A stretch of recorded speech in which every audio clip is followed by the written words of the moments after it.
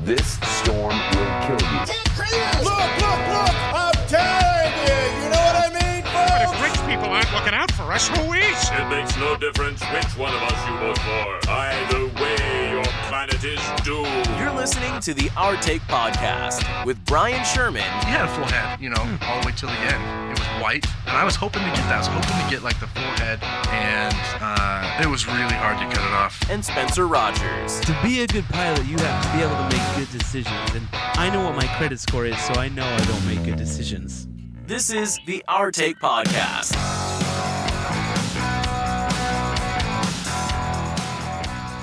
From Scary Parrot Media Studios in Ogden, Utah, it's the Our Take Podcast, episode 106. I'm Brian. I am Spencer. Find us at the Our Take Pod on Facebook, Instagram, Twitter, and TikTok. Spencer, would you please introduce our special guest? Well, this is Riley Mock, like the speed. Correct. Yeah. Oh, not M-O-C-K. No. M-A-C-H. We'll go with that, yeah. Okay. Yeah. It's close enough. Something like that. Yeah. And Parsec. That's right. and he is our first law enforcement officer that we've ever had on the program. First Leo. Now, we've had Chris, and he went to police It's academy, and then he got fat. Actually, no. You know what? Don't. You know what? That's not what happened. Let's just rewind. That didn't happen. But anyway. Right, yeah. But yeah, he drove.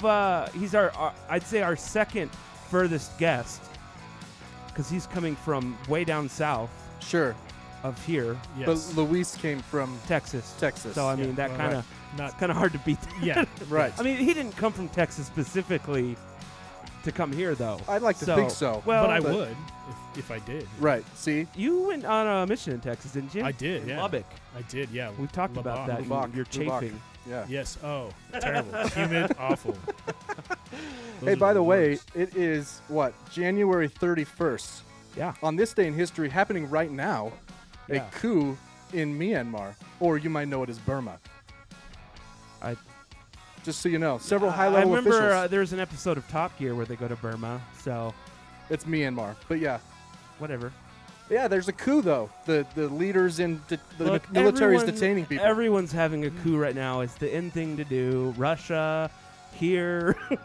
Well, Russia's not close to a coup. I mean, They're having protests, but Yeah, didn't they arrest just they arrested like that, 5,000 Yeah, like yeah. everybody. a few thousand, yeah. But still, they're gonna run out of jails eventually. If jail But cells. Myanmar, the difference is the military is arresting the leadership. Venezuela. Oh, really? Yeah, that's a real coup. The military is arresting provincial and federal leadership. Wow. What kinda year did crazy. this happen? This is right now, Oh, like right today. now, today. Literally. Oh, wow. Yeah. What time is it there? I mean, is it a midday coup or? Yeah, I think we call it that. But also on this day in history, Yeah. in 2011, Myanmar's first elected parliament in half a century convened. So they made it a good So things didn't go super great. nine for and a them. half years or so, Didn't really work out. or Bad 10, way. 10 years. Wait, what were they before that? Communist or socialist or They were, I don't know. nothingist? They're It's the just first time they were a democracy. tribal. Yeah. No one really knows. In the year 2000, Alaska Airlines Flight 261 crashes into the sea. Oh yeah, I remember that. The MD-83 experienced horizontal stabilizer problems before descending into the Pacific Ocean. Descending, that's a nice way of putting it. Yeah, that was a Right. bad one too. I mean, they're always bad. Everyone died. 88 people. But there were other pilots watching it. They were watching it, radioing the tower, that saw it happen as they were approaching. So Oh, like they were like out their window? yeah, they could yeah. see They it? they were looking at the cockpit and they're like, he's down, he's nose down. Because the guy was fighting the whole time, and like he's running out of strength. He's fighting so hard to get the plane up, but it still is automatically going down for some reason. And then one of the last things one of the other pilots says is, "Oh, he's gone," Oh. and then just Ooh. boom, it just goes in the ocean, man. You don't make That's it horrible. from that. Yeah, Far too often we have airline crashes on this day in history. it's because I like airplanes and I know a lot about airplane crashes. But you don't choose the day that What? we're doing It's true. this day in history. What would you be thinking as the plane's going down? Oh, shit. Yeah. Well, it depends. If I'm Yeah. the pilot, it's just I wonder if I can Scully this or yeah. skull. Scully. Scully. Scully. I like Scully. Scully. I like That's Scully, that's yeah. Brooklyn Nine-Nine. Oh yeah. Scully. Or X-Files. Oh yeah, Mulder and Scully. Yeah. Yeah, I don't know. It was they both fought to the bitter end, the pilot and the co-pilot. I Yeah. can't remember exactly what it was, but I think it had something to do with the maintenance not being done correctly. and it caused the elevators on the back to just pitch down. So he didn't have any. Tell me this: isn't there, in what size of aircraft do you get before there's no redundancy past hydraulics? You know what I'm talking about? Most planes are fly-by-wire now. Which means there's no cables. okay. Same as my car now. My car doesn't have a cable going from the gas to the. It's just a electric plug. There's a signal. Yeah. I'm not sure. So if something goes wrong with the computer or mechanically, you have there's redundancies. I just not sure what they are. That's confusing because but when I hear there's no linkage though, like there is on a the older. I mean, like I toured an old 747 at a museum, and they had the roof off, and you could look and you could see the cables. A ton, like different sets for each, and you could see them running along the top, and then they'd go down to the wings, and that's how it used to be. Yeah. But it's that's confusing to me because fly by wire. Yeah, I was Right? gonna say when you say cable and now by wire, I was like, it's one's thicker, one's yeah. thinner. Well, it's What's the difference here? because it used to be you'd pull back, And a cable. and a cable would Okay, would pull. it's like a pulley system. Right, almost. yeah. Okay. And A now you wire pull back, and a wire just sends tells a it to do its sends thing. a signal. And in a lot of cases, like on the Airbuses, you pull back, and the airplane kind of decides how to best do it for you. It's like, well, I see that you're doing it that way, but I like it this way. But either way, the wire or the cable hypothetically could snap. Yeah, but I'm pretty sure there are. There's something redundant I'm sure. in there. In fact, We got a wireless Eh, eventually, well, right? If there was a DC-10 that crashed in Iowa, I think, I don't remember, it was United something, and it was a total freak accident. The DC-10 had the engine, the third engine on top. On the back. Right. Yeah. Wait, was this in a cornfield in Iowa? I mean, the chances are. No. Okay. It happened at a small airport. Oh, okay. And Why was a DC-10 trying to land at a small well, airport? because this happened Oh, midair, gotcha. so the third engine exploded, and one of the blades sliced through every redundancy. Oh, man. And so all they had to control the aircraft was thrust. So like luckily there was a third pilot that came. I think he was deadheading, and he was in the cockpit trying to pitch the airplane with the throttles. Wow. And they made it almost, but they came in super fast. And I'm sure you've seen the video. This plane lands and it just starts spinning on the ground, and you can see the wing fly up and these flames go everywhere. Okay. And Was this like an old back in like 80s? Yeah. Late 80s or early 90s? Yeah. Okay, yeah. Not everybody died, but a lot of That's people right, did. Yeah. And I think the pilot survived, which Did it come in on a That wing? sucked. no, it just came in too fast. And then it just flipped? Yeah, I was thinking like it smashed the landing gear then. Like, probably. Yeah. Anyway, huh. so on a lighter note, Isn't the Max is due to start flying again? it is already flying. That's It's flying. I'm not scared. I never was. That's scared. Why are terrified of there flying. so many ED commercials here? I passed, I don't know how many billboards. Yeah, and the way vaginal here. rejuvenation. Yeah. Well, I mean, Like, I don't know. is that happening everywhere, or is it just here? I think it's a pretty ubiquitous problem. I mean, every other you can turn to every commercial, Yeah. and it's like Yeah. ED, need ED Well- help, can't get a boner. Think of the population that is using.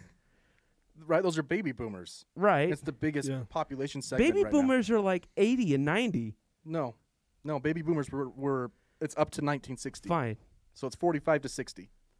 45? 1945 to 60. Oh, okay. End of World War II to Fine. 60. Yeah, my dad's a boomer, but Right. he's almost 70. But he Yeah. might. he doesn't need to get a boner. Well, But even if he did, Yeah. I just don't think about that with my dad at all. no, no. it's weird because I do. If you but, did. yeah. I was going to say, you might need some help. Well, that all being said, this episode's brought to you by Randy's Boner Boosters. What's their number? 1-800-BONER. I don't know if you should dial it. So I decided to do something for the rest of the year Okay. on the podcast. Wait, the rest of this year? It just started. Yeah. Okay. What? I mean, it's just a long time to say that Yeah, we might no, even it's be fun. doing this show. Well, we've made it 2 years and That's true. 106 episodes. I mean, Touche. sure, nobody listens, but that's fine. We'll That's keep fine. doing it. Yeah. I think it's great. As soon as they start listening, we'll stop. I can't tell you what I've done in 2 years, so I think Yeah. 106 I mean, nothing episodes else great. has changed for us. Yeah. Anyway, I ordered a couple T-shirts this week, and I was like, you know what I'm gonna do? I'm gonna get a different T-shirt for every episode that we do, with a different complete design. So this is a brand new T-shirt here. Scary Parrot A new Media. Scary Parrot Media shirt. Little retro I think feel. we could put it on Yeah. TikTok, and I could put the link, and maybe people will buy it. We could absolutely. Probably not, but maybe. Yeah, you could find it on either I'd buy it. Spencer's Etsy shop with Scary Parrot Media or thearcticpodcast.com. Through my research, because I went back to all the episodes that we've done on video, which is probably like 30 or so episodes, I think, maybe less, I don't know. And I went and found all the shirts that I'd worn previously. Turns out I've only wore 6 different shirts. Oh my gosh. It's like Smith's. Yeah. Same I'm shirt gonna every have day. I'm gonna clip them all And together. honestly, probably 2 of them were like the majority of the episodes. I'm totally gonna put a clip together for TikTok with Spencer's T-shirts, and it's just like 1 Yeah. second clips. Yeah. So I mean, yeah. Next week I've got another cool one. I ordered a Space Force shirt because I love Space Force now. Yeah, you know, you got, you know, you kind of laid into me on social Yeah. media. Well, you posted something with all the branches of the military, and you missed I didn't miss. the Space It Force. was totally on purpose. And you were like, well, the Space Force is under the Department of the Air Force. I'm like, well, then you better bump out the Marines too. The Marines, True. you know. All right, listen. The Air Look, Force some already, some listen, graphic designer went through the- all the trouble of making the seal No, they have for the Space Force. one. They went through all the trouble of stealing it from Star Trek, and two, That's true. the Air Force already had Space Command. Yeah, I know. So no, it's not But the now it's same as Space the Force. Marines. Hey, you and the don't know Navy. what the president knows. There could be. It's not like the Navy already had infantry. Look, Biden isn't saying anything. He probably got the memo. The aliens are coming. He's like, oh yeah, we. Well, this Federation has Did he convened. forget to say something? Or? Maybe the Federation. According to the Israeli Prime Minister, there is a Federation It coming. wasn't the so- Prime yeah. Minister. No, sorry, Defense know what's- Minister. Oh, Defense Minister. You need to scoot that way. Ah. There you go. We don't Perfect. normally have these problems. So yeah, that's why I left it out, because I think it's stupid. I think you're stupid. That's if fine. I had the chance, I would definitely join. He's the Space probably Force. joining Space Force. You know, I was legitimately. I do this every couple of years. Yeah. I look at Air Force recruitment. Right. I'm 36. I got 3 more years. right. For the reserve, right? No, you can join. Really? You can. I could I have a bachelor's degree, so I could go to officer training. Oh, let's lose some weight and join Commission, the yeah. Chair Force, Yeah. man. 39, retire at 59. Really close to what a normal. Sure. I just don't know what I would do. If I could have stayed in, Yeah, he was in the Navy. I don't know if we've talked about yeah, that. nice. yeah. Right on. So if I could have stayed in, I would have joined. I would have jumped ship, you know, to Come on. but Come on. to the Air Force, and then when given the opportunity to go to the Space Force. All right, fair enough. Yeah. Maybe y'all remake that. But thing. I am a little bit upset with the Space Force this week. I don't know if you saw, or maybe it was a couple weeks ago, but they announced their rank system. Oh yeah. Yeah, No, and- Master Chief's not in there. No. Oh. And well, not only that, but they decided not to go with the recommended advice and go with naval ranks.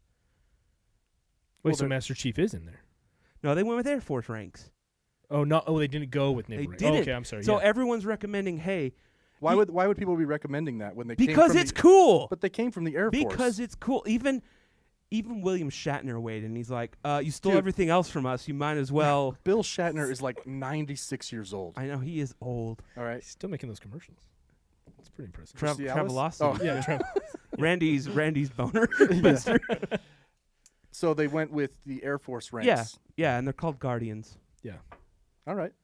instead Guardians. way like Guardian First Class, Guardian. of no. That's why I've no. seen all the Guardians of the Galaxy memes. Yeah. Yeah, Gotcha. but they're just going. It's instead of airmen, they're doing specialist. Oh. Specialist 1, 2, 3. Specialist. That's Army too. Yeah, I know. Whatever. They just took it from all the branches. They're like we're That's just fine. gonna. Yeah. Now we don't get to have an admiral of the Space Force, which is just totally. How does Steve Carell feel about that? Did you guys watch that? Did we Yeah. talk about that? Yeah, we I thought you it and was watched funny, but it didn't get didn't do as well. I think they're Right. still making a second season though. Yeah. What's the equivalent for an admiral in the Air Force? Just be a general. General. All right. You know. Yeah, yeah. And know- then well, you and know- the captain is a much higher rank in the Navy than it is in the Air Force or Sure. It's a colonel. yeah. It's an 06. Yeah. The captain's like barely anything. They Like, could you just stop give s- captain to anybody. They could stop stealing everything and just make their own. That's come on. That'd What be would too they? complicated. That'd be too simple. What would they call the Mapton? The No. I mean, like- the Chinese chicken. I don't know, man. I don't know. Well, the other branches have a captain just because they mean different things. They could have Right. chosen a captain. You know what I'm saying? yeah. It's They true. fly a They were under spacecraft. pressure from somebody. Yeah. I don't know. Anyway. You want to hear Space some Force. fun facts about birds and dolphins that I learned? Yeah. Oh yeah. Did you know that birds sleep or can sleep with one eye open and half their brain turned off? I did know that. That's insane. Really? And so can dolphins. Yes. Yeah. But what's even crazier is that dolphins swim in their sleep and they go get air in their sleep. No way. Because half their brains. Do they swim in a circle? I don't know. I don't Is know. half their brains off? Yeah. they just go left. Depends what. Yeah, it depends what half they turn off and Yeah. what the current looks like. But yeah, Imagine the evolution that took place.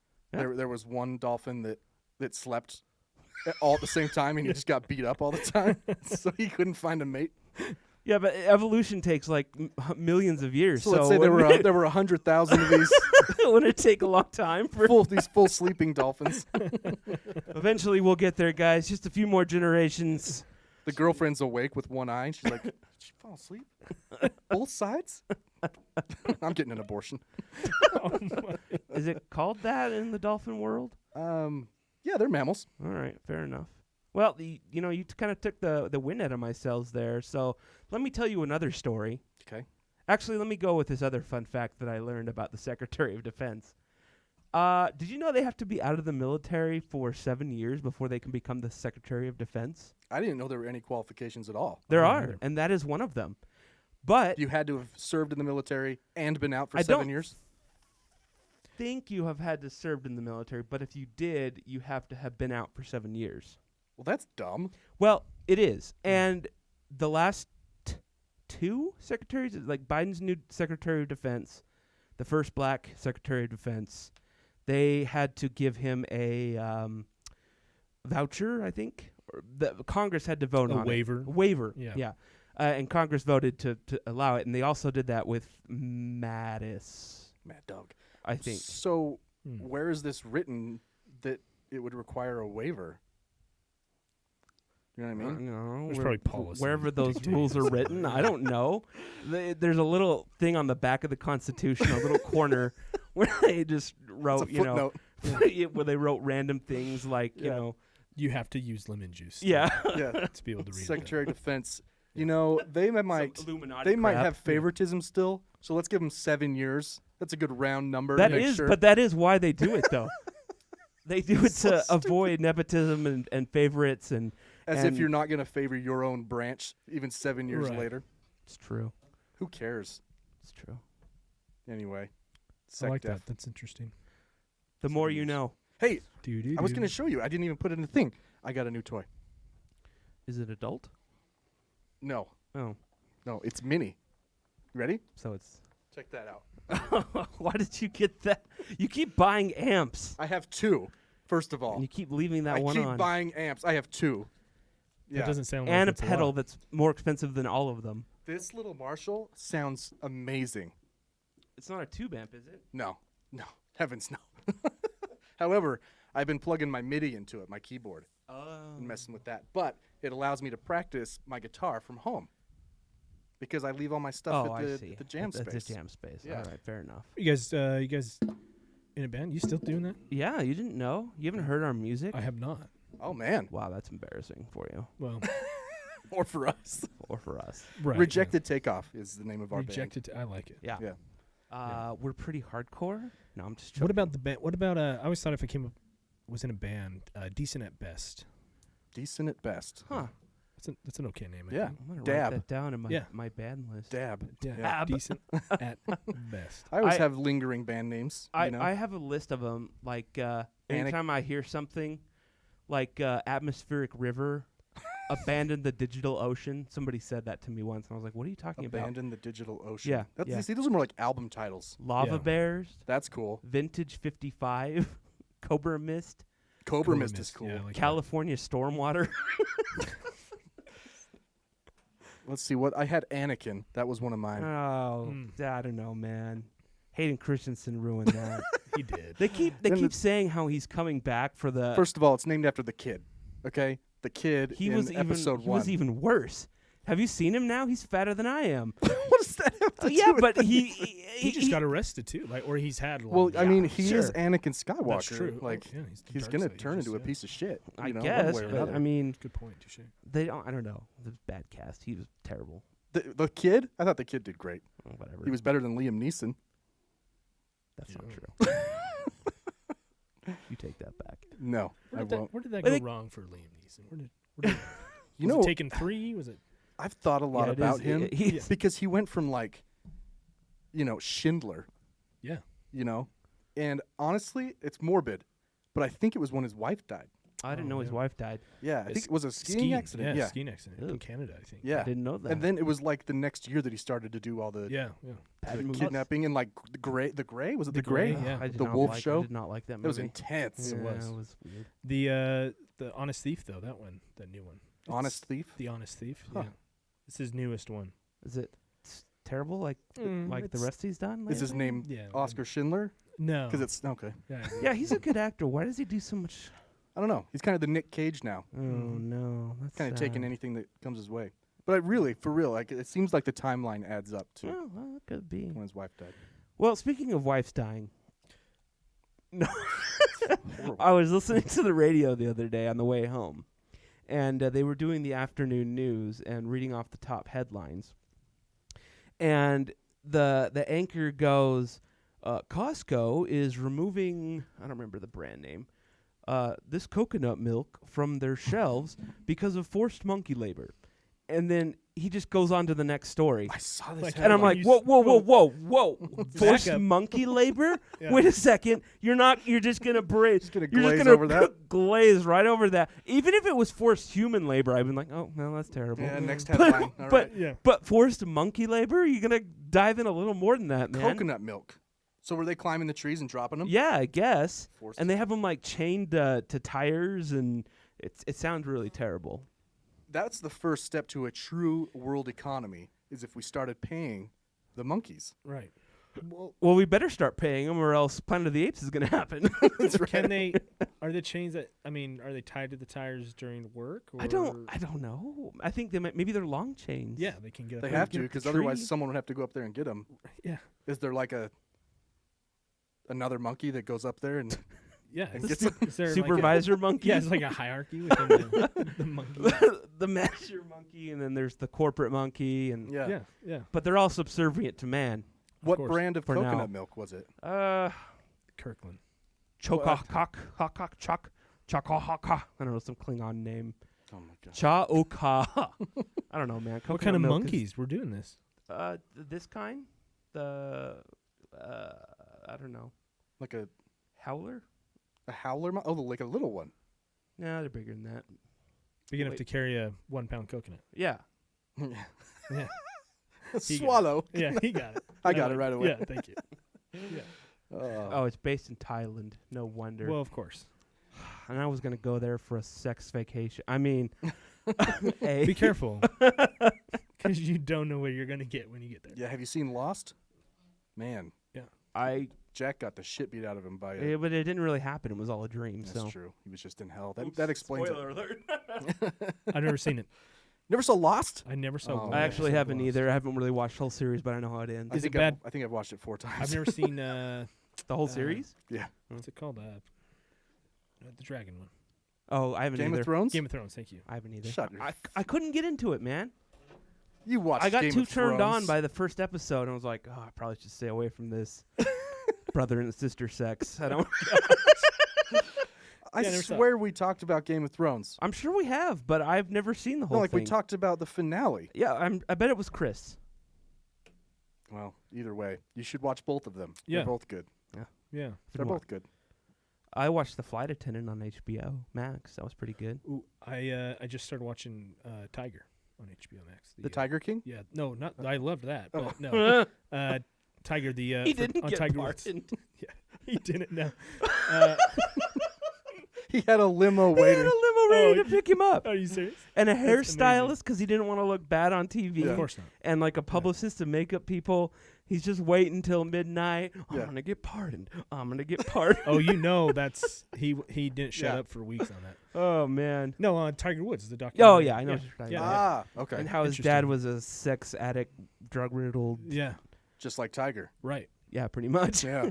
Apparently, his dad would like go bang women when he was practicing golf or something. Yes, he would. Yeah. Interesting. In like a Winnebago. Ooh. They would park it on the I course. think you mean a Wannabango. Oh, excuse me. You're right. Winnebago. Yeah. It's pretty interesting. I'll have to watch that. Tiger. Tiger. It's a. Yeah. It's not as self-serving, I guess, as Is he- Michael Jordan's was. Is he in it? Like No, th- apparently he's pretty pissed off about it. He does- he Yeah. does- he's not a- He's he very doesn't upset. comment? Yeah. Okay. No. He's. Yeah. It does not paint him. Well, I mean, Not that you could really spin we- that to paint it. did we I don't know need how he it? came back. I have no idea. Money. I don't know why people watch golf, but that's just me. I enjoy golf. Sometimes it sucks me in. I'll suck you in. It's gross. That was gross. But that no, was like one of the grossest you things flip I've through ever golf, said on here. and it's for like you. it would be super boring if you were watching them hit and then like walk from hole to hole. Right. But the way they cut it, it's Yeah. just hit after hit after hit. That's how I like it when Yeah. I'm with holes. It just. Yeah. I'm sorry. Yeah. I think it's me. He was like this. He was like this years ago when we worked together. It just he'd be He's totally always fine. like this. And then Not on I'd, the I'd show up and podcast. then Yeah. But yeah, know, Just yeah, clicks on. Yeah. I'm pretty bad. I do. What masks and basketball? Yeah, What's so I going was on? watching the Jazz on their 11-game win streak. Which ended today. Yes, they lost to the Denver Spoiler Nuggets. alert. And I thought to myself, they panned over to Joe Ingles, who had just, I played believe it's just Joe Ingle. right, it's singular. There's the Ingles. No, I'm It's second. Ingles. I was gonna say I've always heard Ingles. It's Ingles. Very well. Carry on. They pan over to him on the bench. He I just- regretted saying that the moment it came out of my mouth because I knew it was wrong. who would have the last name Ingle? And he was wearing a mask, and he had just played like 20 minutes. And I thought how hard that would be. Was Run it- up and down a basketball court, Well, go to the sideline and put it I on. have the a Was it hard doubled time. or tripled. He quadrupled. Oh my actually. gosh! I have that a would hard be time when I incredibly walk difficult. up the stairs and I I'm wearing a know. mask. I know. So Like they already go back and put the wait, jacket why, on to stay warm. Why are they wearing? Why? What? They're already like sweating all and they're all over each other. What I don't know. is it? Just Well, like an it's example thing, Probably, or probably both. Like a why not and let's set an example is my guess. The coaches don't they are get wearing toes them. tested like daily? Probably. Yeah. They my nephew's wrestling, and they wear masks while they're sitting with their team, but then they go out to a complete stranger from another school Right. and have this match. Is there testing Not amongst the athletes? No, not that I know. Not Interesting. not in the high school. Yeah, I don't. When they started, Utah has a problem, man. When they started high school sports back up, I was like, come on. Well, mostly because it was just you could tell they were just pandering to football. They were like, Oh yeah. yeah, Yeah. we don't want everyone, but football. I mean, they're in the playoffs. We got to It finish. was, it was when Herbert did the emergency announcement. Remember, it came on all our phones, and he's like, "We're gonna postpone sports unless it's playoffs." Yeah, It's like, like what? what? I don't know. Does it? All or nothing here. Like, just I know. go all in. We were talking about that, right? How it's just like let's get in or get out. You know, let's. I know. I don't know. I was listening to the radio, and they were like, "Yeah, we're seeing a little bit of a slowdown." And I hadn't looked at the deaths per day in a while because it's just I get it every depressing. day. And they're like, "Yeah, we're slowing down. Today we had 4,000 deaths." I'm like, "Fuck, 4,000 deaths." What? Is that nationwide or? Yeah. Oh, okay. Not you. Sorry. Yeah, I was listening. No, I know it's not here, but I know like that- California's had some days like that. Man, Yeah. it just always. It always come back to like the 9/11. 3,000 people. Yeah. We lose that every day now Yeah. or more. Mask up or mask off, man. He's been inoxulated. I Oh, have really? been. Yeah. Is that a word?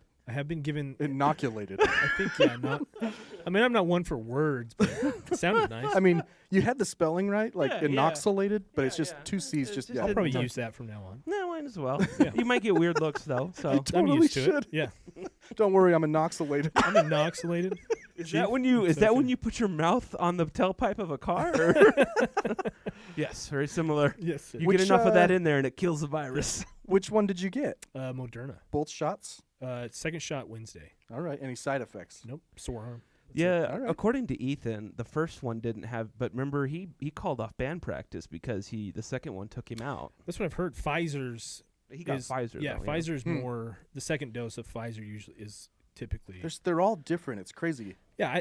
I was how watching. can they be? And that's what I don't understand. How can they be different if it's, I was watching Bill Maher, Yeah. and he had 2 scientists on who were trying to explain. They have a podcast where they talk about it. 'Kay. And one of them uses like an RNA method, Right. and then one of them uses not a dead COVID Right. or coronavirus, but a dead virus that's similar. Correct. Yeah. Essentially, what they need proteins in your body to grow these spikes, and those spikes tell your immune system to go nuts, right? Right. So there's multiple ways to make those spikes happen. The old school way is to inject a dead virus, Right. which is one of them. I can't remember which one. And then the other one is a new tech. Yeah, I'm not. It might be Johnson and Johnson. The other one is like this new RNA tech where it's like attached to lipids. Yeah, the RNA one is Moderna and Yeah, I was gonna say and Pfizer. in all the meetings I've had with COVID, it's we at first it was the health department was only going to give first responders. They only had Moderna. But then like halfway through the week of that first dose, they got like a bunch of extra Pfizer. Yeah. So they're like, oh, bring it in. So Do you see the people that got stuck in a snowstorm? I think it was in Oregon or Washington. They were vaccinators, inoculators, inoculators. Inoculator. They got stuck in a snowstorm, and the vaccines were about to expire. So they just started injecting themselves? They started knocking on doors. Oh. oh well. They just started walking up and down the Hey, street. Do you what? want this? Okay. Oh, I'm or- sorry. Wait a second, though. If someone knocked on your door and was like, "Hey, I've got these shots here. You want one?" I swear it's real. I wiped the needle off from the last guy. I mean, that's. that is weird. I mean, I'd probably do it, but but still, I'd hesitate. Yeah. I'll pass on this Like, one. how do you prove? I mean, do Right. they have like a official, They got a press badge. yeah, like an official vaccinator ID, or Right. Is there a high? yeah? Will this put me to sleep Oh, we until should it's just, over? we should or- try it. Right. Let's run an experiment and just get a Man, that's not a Knock on bad doors. method that you just stumbled Yeah. upon. what? Just give me a shot, put me to sleep till it's all over. Puts us all asleep until it's over. Like hyper sleep. Yeah. Do we age still?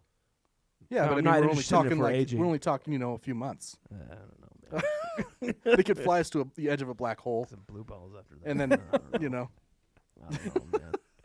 I don't know. I think you'd be all right, Spence. I don't know, man. I think you'd be all right. I don't know. I don't know. But I do have this. that's the breaking news sound. It's not just breaking news. Swine news. It's breaking pig news. Yeah, I know. This is huge. pigs come up a lot. Well, the news. that's because like it. they're trying to take over the world. Right. We've shown this many times. They've learned how to use computers. They've stolen. They've learned how to surf. They steal cocaine. They steal meth. drugs and meth. Yep. And they kill people. Yeah. They kill people, and their population is growing. Like out of control. Right. Wild? Yes. Yes. Like wild yeah, boar. yeah, yeah. Wild borgs, Borgs. boars, but must be they're having inoculated. coitus with regular pigs, Whoa. and it's making these hybrids that are more impervious to the weather conditions in certain areas. Right. This is Alex Jones shit right here. Yeah, but it's actually true. Yeah. But now the people in Japan have something even more to Oh no, worry coming about. off the island. So, as you may remember, in 2011 there was a earthquake and a meltdown of Oh a no, dude. We got three-eyed swine. no. Oh. Well, kind of. So, this area is now plagued with radioactive pores. No Yeah. way. Yeah. Did you guys watch Chernobyl? That special? I've I've seen, yeah. And they sent people in to hunt the animals because they were Oh, afraid that's of right. that. Yeah. Yeah. And that's what they're doing now. And there's a guy that just did this whole documentary about it. And that's why I stumbled upon it today. What was the power plant? Fukushima? Yes, Fukushima. Sure, sounds right. That is. Shima? It's, Shuma? Anyway, uh, that was Terrible. bad. That was bad news. but this That was this, with the tsunami, right? this Yeah. also Yeah. happened Horrible. in Chernobyl as well, and the Czech Republic. But Yeah. The deer mutate. I don't know that they mutate. They're So just- what's going on with the pigs though and the well, swine? They're coming into cities and like giving people a high Like dosage of Radiation. radiation. Like lean down to pet it and their Yeah. hand starts melting on it. If they get bit, does the person? can they- Oh man, Holy You know? crap! Has anyone tried that? I got pig powers, yeah, pig powers. which What? means you could just eat Eat. anything. You can eat anything. You could eat and then be good with eggs, or I don't. It's some sort of pig power. I don't know. Huh. They're fast. Yeah, I mean, You know? Can be quick, yeah. well, yeah, but so Tusks? so are Maybe you grow a tusk. Elon Tusk. Yeah. Uh, Yeah, I feel like all the qualities a pig has, we Oh. already have. You know, That's like probably true. hair. actually, aren't pigs the closest? Because they always We use use, those for like- ballistic tests and Yeah. stuff. We use their heart valves. Yeah. Yeah. So we're already basically. That's true. I mean, boars have some pretty thick hair. Yeah. You know, Yeah. imagine that. Yeah, but so do Italians. Imagine I that mean, growing down, growing down your back. You have just wiry hair growing down your back. I guess you've never seen. I was- You've never I was- been to like a gym or anything, have you? Like, I've seen hairy backs, but not like wiry hair Yeah. that would like cut you. I don't You know. man. I've seen Spencer with his shirt off, so. I don't have. I I guess just that's have why he's weird, getting a little I have weird, defensive. Weird Yeah, that's right, patchy, yeah. weird patchy areas. My never mind. I was gonna throw somebody under the bus, but I had to save somebody's back before their wedding night. I'm not gonna divulge any. Wait, names, I but can run through the list in my head of people it might be. No, no, Okay. they know who they are. I'm not even gonna That's tell all you if that it's a matters. boy or girl. Oh man, She knows who she is. She knows who Mandy. she knows who he is. You know, I forgot that name for a minute there. Who? Yeah. Oh yeah. Right. That's funny. Yeah. Every time he says it, it's like, you I know, right? Yeah. like a little electric shock. Really? Yeah, just doesn't sit well. Well, either did my Costa Vida today, but it is what it is, I You gotta go guess. to Cafe Rio for that. I agree. My Yeah. Costa Vida today, I normally go to Costa because it's faster, because no one goes there. You know, I'll take Costa over a cafe. Really? I will. Oh, yeah. Well, I like that they have refried beans on their nachos, but today was not good. Well, both have pros Sure. and cons. They're both very similar. Yeah. Well, they come from the same person. That's not just urban legend. That's a true story. True story. The couple got divorced, and Really? yeah, Like DoTerra and Moterra. or Moterra. Yeah. No, I'm just kidding. Whatever. There's two. The DoTerra guy. I thought he got divorced and his wife. Like Young Living. Yeah, but it's not Young Living. Actually, I took a case once. I found a bunch of stolen checks out of a car. Wow. A while ago, and I call this person. I get a hold of him. I'm like, hey, this is so and so with, or this is hey Officer Mock with whatever. And I'm like, are you missing some checks? And she says, well, what's the account number on them? And I give it to her. She goes, oh, sweetie, that's one of my accounts, and I don't know, it has so much money in it, I wouldn't even know if it was gone. Do you know how much would be missing? I'm like, you tell me. I don't know. I would I have know hung it's up. like 3 a.m. I have Would have hung calling up you, and like- take that account number. So Right. it Oh, ended really? up being her, the founder's wife. Oh, really? Yeah, it's hers. And she came to court to testify when it went to trial. Wow.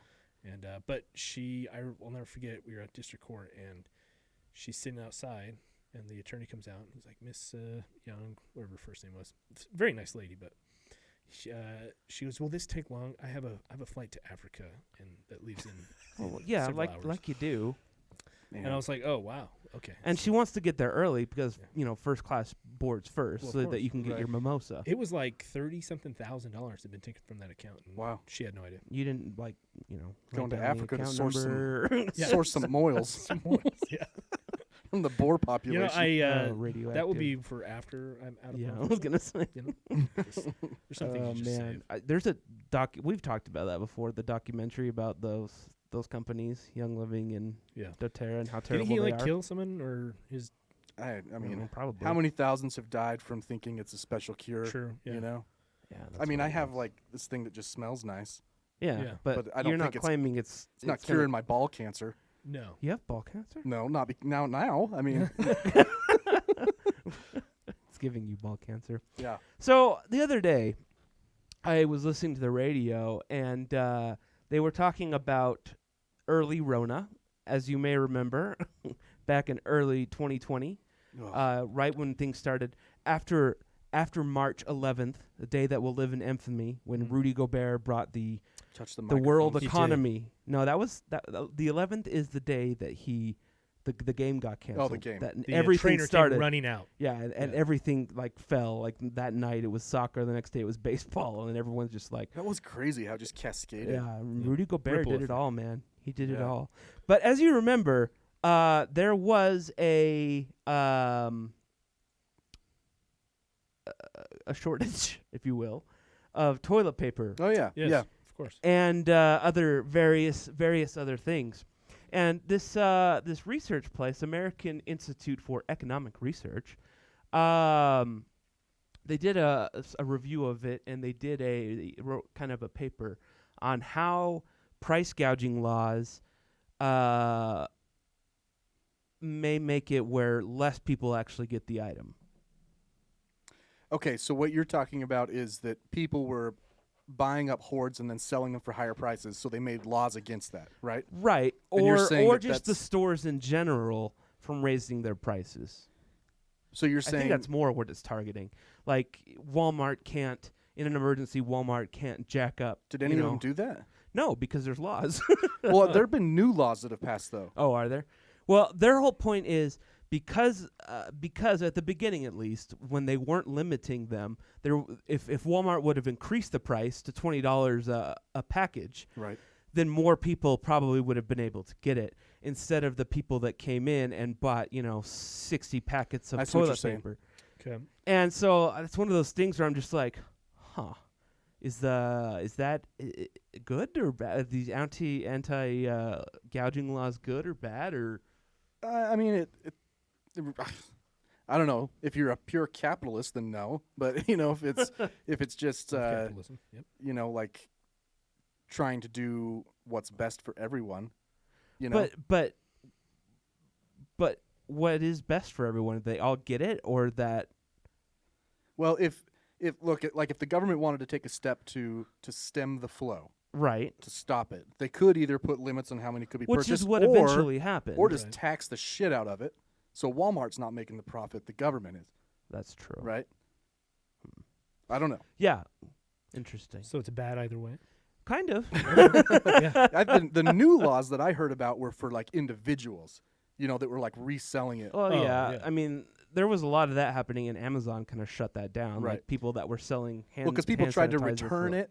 They tried to return toilet paper to the store. Yeah. The store's like, no. I I tried to get a Switch. It took us like 7 months last year to find a Nintendo Switch that wasn't $600. Really? Well, everything's like that now. It's every time you go into the store, they have less and less stuff. And Well, I guess there's- it's just the backlog. There is a manufacturing backlog, but we're all aware of, fake market manipulation that, like, Apple's done it for years. Every iPhone launch, they've got a container ship full of iPhones. Yeah, but they kind of stopped doing that, didn't they? No, Everybody gets them. no, they're still on back order. Like when they Xbox first and come out. PlayStation definitely did that Yeah. this year, and come on, guys, just what's the point? Right? Just get them out there, man. They don't even make money on the consoles; they only make money on the games. Because they like the hype. They like the demand. Fuck them. I agree. But I mean, yeah, that's where you get in trouble for market manipulation. Which it's really interesting you bring that up with GameStop and all this shit going on right now. Yeah, that's so that I've kind of wrapped my head around that completely, except for the only thing I don't get is how you bet against the stock, how you actually You short it. do that. It's essentially what it is. You But like, buy stock from the company, saying I'll buy this knowing that it's going to fail and you'll have to pay me back more if it does. You're just betting against it. So I have Robinhood. I do too. I've had it for only like 3 or 4 months. I've had it most of last year. So when I got this message, it's like, hey, we're going to be like stopping. Or, Right. I was like, okay, cool. Like I had no idea what was going on until I called my brother like 2 days later or just this weekend. And I was like, what happened with that? And he's like, oh yeah. I was like, so is that like not good? He's like, oh, totally bad. You can't, So, totally illegal. Yeah, you totally can't do that. And I was like, oh, okay. Well, So And it next has time- like strong bipartisan support Well- that they shouldn't do that. But what I don't understand is once you got the stock up to $300 a share, wouldn't you want to start selling your stock because you That's know it's going to drop? That's yes. And then once you start selling, shouldn't it drop pretty dramatically? yes, that's what And that's the someone's going to get hosed. that's the beautiful part about no. Listen, because if it ever goes down, if Mm-hmm. it ever tanks again, then the people who shorted it are going to win, which are the hedge funds. Right. And we don't Right. want them to win. No. So Screw those that's guys. the Right. greatest thing about this is that it's just crowdsourced. Right. Right? And everybody's trusting everyone else to not sell. And it's worked out a little bit. It's been pretty I've volatile. seen Arrested Development. I know Right? what happens. It's been pretty volatile, but for the most part, people are keeping up on Reddit on when to buy, when to sell. When it got really shady Yeah. is when Robinhood and other trading apps stopped letting non-hedge funds, non-brokers buy it. Yeah, they Well, limited the. wasn't it because Robinhood was gonna go bankrupt or? They said that. That was one of their rules. I'm sorry. I No, keep it's all right. moving, huh? They said that it was because of capital. It's not true. No, because then they would have stopped it for everybody. So you're still going to let hedge funds buy it, but not a civilian, not someone who wants to buy like $1,000 worth. Yeah. When I first read the headline, I thought, okay, this is to prevent another recession in terms of there's fail safes in the market. When it gets too volatile, they shut the whole thing down. Well, they do that. They They do do have that. market stops. Yeah. But they didn't. That's what I thought they were. When I first saw the headline, that's what I thought happened. Oh. And then I read further, and no, it was just individual people can't buy stock anymore. If you're part of a brokerage, you can, and you can sell it if you want. You just can't buy anymore. I don't like It's like that's bullshit. Yeah. That's not. that's not capitalism. You know. Well, I don't know, but my American Airlines stock went up, so that was good. Wait, I sold my American Airlines stock. Oh, why did you do that? Uh, Well, actually, I probably should now. but I sold it like yesterday or 2 nights ago. Oh, yeah. Yeah. It did get up really high. That's when I should have sold. I only have 2 shares in American, so it wasn't really that big. Apparently, there's Yeah, some I like only had like 5. So they did it. I saw a profile on the guy who started the GameStop one. You Yeah. know, just some dude in his basement. of course. But there's a bunch on Reddit that you can follow where you can see how much support they're getting, obviously from upvotes on like AMC. Right. Buy it, keep it, please don't sell. Let's keep it high until these hedge funds take their loss. It's funny. So when I got Robinhood, my buddy got the free stock, for sending it to me or whatever, and he got an AMC stock, and Oh, he was really? like, "This is so stupid." Woo, It's like a He's all- dollar. yeah, he was like all mad about it, but he's like, "Well, I'll just buy some more." So yeah, hopefully that works out. The free Nice. stock they gave me actually has gone up $50. Yeah. It's actually like I don't think people understand how impressive it is. The amount of trust between these millions of people who have, for all intents and purposes, put a lot of their own money. Right? It's a lot of money to them. Right. You know, if it's a few $100s, few $1,000s, it's a lot of money to them, and there's a lot of trust between all of them to stay. And you'll see dips, you know. Yeah, I would sell. But as soon as I would sell. soon as there's a sell-off, I was just mad that I didn't know what was going on. I know, right? Before I Yeah. saw, I was Yeah, like, they "Hey, wait, yeah, yeah, I wish." I have a lot of stock, most of my stock in SkyWest. I bought it when it was cheap. I It wish I was- would have bought more, but it's like doubled in value. yeah. So Congress is opening panels like bipartisan. Like I said, like we're talking people like AOC and Ted Cruz agreeing Wow. on this. Well, they're probably having a secret love affair anyway. Oh gosh. It was pretty funny. She tweeted back, I'll work on this with someone who didn't try and have me killed 3 weeks ago. You know, from what I understand, all the senators hate Ted Cruz, so I don't know why. Well, they haven't. So I was just reading about the ethics committee in the Senate, and Which is kind it's of like the ironic. most. Yeah, right. It's the most secretive committee. Okay. Like they're not allowed. They're not allowed to even confirm an investigation. That's already wow. sketchy that it's Yeah, the it's most weird. secretive, Yeah. but it's the ethics And they committee. very Yeah. rarely issue any sort of. I think the last censure they did was like in 2011, but it's pretty clear that there's investigations into Josh Hawley and Ted Cruz. Oh, They're really? waiting on one more member to join the committee because they're still forming the rules for this 50-50. So it's kind of Oh. interesting. I gotta say though, Ted Cruz's beard. Well, he looks better with a beard, but Well, yeah. I call him Ted Wolfenstein Yeah. Cruz. yeah. I like he it. looks. You know why he grew it though? Is because Jimmy Kimmel kept calling him blobfish. That's the only freaking reason. Oh my god. Oh, I man. mean, I would too if somebody was calling me that all day. Yeah, but he. As I did- said, he yeah, did kinda look like a I had a blobfish, nice though. beard, Now you look like a blobfish. and then again. I nicked it, and Right. here I am. Yeah, it happens. It happens. Sucks. Another thing this week, Biden's pushing. Well, Biden and the Democrats are pushing for minimum wage increase, Sure. and this is something that it's one of those areas that I definitely see both sides of the argument, and I'm not really sure where to fall because both arguments make sense to me. The biggest thing though is that the minimum wage hasn't gone up in Since like 2003 yeah, it's like 2003 or something. Yeah. And The rate of inflation has. yeah, Yeah. and according to the minimum wage is less than you would have made in the 60s, I believe. It's $14,000 a year. Yeah. That's minimum wage. But I think the idea of making minimum wage a living wage, I don't know. It has its advantages and disadvantages. Because I know when I made minimum wage, I didn't need to make a living wage. Because you were living with your parents. Right. Sure. Now, I know that's not the case for everyone. No, who the makes vast minimum wage. majority of people who are making minimum wage are adults. Are you sure? Yeah. Yeah, the stats are out there. I was going to ask what jobs aside from like I'm thinking like high school age, because that's the last time I made minimum wage was Fast food. Well, that's the thing, though. A lot of places have stopped paying minimum wage. Like, yeah. Sure. to when get I left Smith's, they had stopped paying. I think they stopped paying baggers minimum wage, and they bumped some of them up to $10 an hour Yeah. Right. There- because they couldn't keep anybody. Right. There's first of all, employment. Second of all, public scrutiny. Right. Right. Look at how much, even though people still shop there, look at how much Walmart is hated. Oh yeah. Right. Yeah. And- They changed that a few years ago too. Their minimum is $10 an hour. Right. Which is $20,000 a year.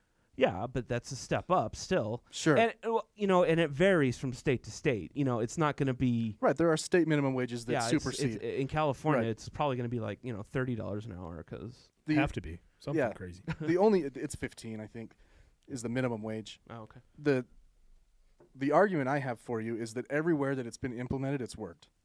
There hasn't been rapid inflation. There hasn't been changes in housing. Hasn't been changes in cost of living. It's worked. Is it something though that can be taken? Can be like, oh, never mind. This is not. If it were to ever happen, could they be like, If it's we're gonna have to drop this? Like if it actually. slipped us into a recession, Yeah. I mean, sure, Well, they can do anything. I doubt. Well, wouldn't it just eventually correct itself anyway? Yeah, if you're going on the hypothetical that things do tank, that Uh-huh. inflation goes nuts, that housing increases because of it, then yeah, I mean, I suppose the government could take control. However, it's all manipulated anyway. Right. You have to understand how much the Fed just prints money. As long as the majority of Americans and the world, for that matter, have faith that a dollar equals a dollar, they can continue to print money, and it's not going to change. And you can look at Brazil. This happened a few years ago when the entire public lost complete faith in their currency, and everything tanked. How do you lose complete? Like, how does that happen? They Someone's just- just like, Like, I well, have no faith screw in you this. anymore. Yeah. Well, if you like, let's say you owned a grocery store, Right. you stopped accepting that currency. Oh, I see. It's not worth anything. Has no backing. I don't Oh. believe in it, and that spreads, and everything crumbles. If there's nothing to back it up, it's all faith-based system, right? We don't have the amount of money in circulation is not backed up by the gold. We don't have that much gold. How do you know? Fort Knox is very secretive. No, it's very clear. It can be audited any time. No, it's not. It's very secretive. I've seen documentaries about it. I've There's watched what is it? hidden The gold. Yeah. What is the James Bond gold? Is it Gold Member? Gold. Yeah. GoldenEye, No. or Goldeneye? Goldfinger? No, Goldfinger. Yeah. Gold member is Austin Powers. Yeah. yeah. same thing though. I mean, They yeah, get in there. No, finger member. They both get used for similar yeah. tasks. But what I would say to people who were looking into this is I would encourage you to look at the places that have, like California, Oregon, I think Washington's done it, compared to places that haven't, Kentucky, Alabama, Mississippi, and look at the difference in maybe poverty rate, homelessness rate, everything. Take it all into account. Did inflation go crazy? What's inflation doing in these other places? Is it the same? Well, a lot of Right? the argument is that it will force companies to eliminate jobs, Right. But we didn't see that in Oregon, though. In fact, it created jobs. which they've already started doing anyway. Right. Like the McDonald's jobs, for example. They were, there was this, well, we're going to have to do away with all the cashiers. They've already started doing that. Go to Target. All the McDonald's I went to in England, none of them were manned. Yeah. They all were touchscreen. Yeah. And Sydney, too. Have you been to Target lately? Yeah. There's no checkers. Oh, really? They got all Costco even has the. Yeah, yeah, and Sam's Club where I get all the vending stuff. Like they still have checkers, but there's 10 aisles of self checkout. It's like that at Walmart. The too. you said the poverty, homeless population and stuff. Isn't California like terrible with homeless? Southern Okay. California, like Los Angeles County. I don't San know. Francisco there. I don't honestly don't know the rate, Sure. considering there's 40 million people in the state. Right. It's hard to look. So in the places where you'd have to look at all of it on the whole from a spectrum. Rich areas, we increase minimum wage. What happened? Medium income areas, we increase it. What happened? And all of those places, from my understanding, we didn't see the things that people are afraid of happening. Interesting. We didn't see a loss of jobs. We didn't see a loss of or food costs go up. We didn't. It just Well, didn't that happen. may be partly because the companies have already stopped paying minimum wage. Sure. So we've already had experienced those inflations. But even the minimum wage that's being recommended, $15 an hour, is $30,000 a year. So, but then what happens? Here's another question. What happens to me? So everyone gets. So right now, I don't make decent money. You know how much I make. It's not great. So what happens to me? Do I get a raise, or am I No. basically a minimum wage employee now? No, because if you were making a minimum wage, then you would get a raise. Right. But your implication is that if everybody gets a raise because minimum wage workers did, then yes, that would create immediate inflation. Okay. But that's not the point. The But I point just is wonder- The but point is you're at this level where you can live on your own. Right. You have a wage where you can live on your own. We're trying to bring people up there. But Doesn't mean that everybody moves. But at the I same wonder, rate. though, wouldn't this cause potentially, for example, my company, say that you're a baggage handler that makes $17 an hour. I think they probably make less than that. You're good, man. And now the minimum wage is $15 an hour, and you can go anywhere and make the same amount of money and have better benefits. Wouldn't that make some companies have to be more competitive and have to raise their wages? Either raise wages or increase benefits and better your culture, whatever it might be. I've taken pay cuts for better culture. I've taken pay cuts for better benefits. So, there's a lot of variables that go into a place to work, right? Even at the person level, people don't quit jobs; they quit bosses. That's true. Right. We definitely talked about So that. it's not about everybody increasing their wage. It's bringing people who are flipping burgers and have kids at home, bringing them to a place where they can feel comfortable. Right? Mm-hmm. Bring you to a place where you can buy food. They work at McDonald's. They get plenty of food. You know what I mean, though? When I worked at Domino's, I basically lived off pizza. It's true. I did too. And I didn't gain weight. Now But that I don't you work, 60. I But gain weight. as a driver at 18, Domino's? 19. I worked full time as a driver at Domino's during college, and and that was in 2007 and 2008. I made $12 an hour Yeah. on when I average it all out, right? I'm like, it. No, I mean, I know that. Yeah. I know there's a problem. I I think it has to be increased at some point. oh no, yeah, And but as long as we can, if my wish would be in the legislation, it talks about the rate of inflation and that the minimum wage just automatically rises with the national rate of inflation. oh, yeah, that would make sense. If it stagnates, So that great. probably won't happen then. 'Cause it makes way too much sense. Right. If it stagnates, great. But in our inflation isn't crazy high, but it is high in some places. I'm just a cop. I don't really know a whole lot when it comes to minimum wage, but I do. I mean, I see your point. Obviously, there needs to be fairness with those that can't have a job that or aren't able to get the job they want yet to provide for them or their family or however it is. But at the same time, does it need to jump, up to that much? Yeah, I don't know. That was my other thing is, does it, last time they increased it, it was a gradual over like 4 or 5 years. Yeah. Do they just jump it to 15? Doesn't that kind of make a shock to the system? So once again, in the places where they've done it, it hasn't. However, let's just see. But is what's the cost of living like in those places? 'Cause Yeah, that's you say true. Oregon, Both Oregon Washington, and California yeah. are already Right. super terrible places to live because of the cost of living. Yeah, my brother left Portland. His last year. brother lives in Portland. Yeah. Yeah. Let's just see if I can find it here. Where would minimum? I'm sure there's a graph here. Well, he left because he got a better job somewhere. But In such a world, a full-time minimum wage earning would be $48,000 a year if the minimum wage kept pace with inflation since 1968. Wow. More than 65% higher than the national minimum wage. Oh, yeah, that's what I was saying. If it would have kept up with inflation, it would be a lot more. so would this just be the federal minimum wage? Yeah. So Which- all across the board. So every state has to adopt it, right? Yeah, every well, state then has that you can minimum. still have a higher. The states can go higher, but they have Right. that's their basement. But that's their yeah. base. Okay. And a lot of states have already raised their minimum wage. Yeah. Utah is not one of them. And $7.25. yeah, Mhm. that's nothing, man. No, it's No, 14 it's not. grand. If you're 40 hours a week, it's 14 grand a year. I'd spend like 2 hours a day on DoorDash. Even benefits, like to look at this from another angle, I just got new insurance. Mm-hmm. Our company changed, Mm-hmm. and it's not a high deductible plan. Really? It's a good plan. Now I pay a higher premium, Right. and the company matches quite a bit. But I was looking at my card, and an ER visit with my plan that's not high deductible Mm-hmm. was still $400. Oh, man. So imagine being a minimum wage worker. Let's say you don't have a high deductible plan. Your employer gives you a great plan. $400 to go to the emergency room. Give them the wrong address. You need to get the bill. Well, people Touche. don't pay, and that's why it's high, right? We've Right. I think we've talked a lot about hospitals and their economics. The reason things are so high for people who pay Right. is because people don't,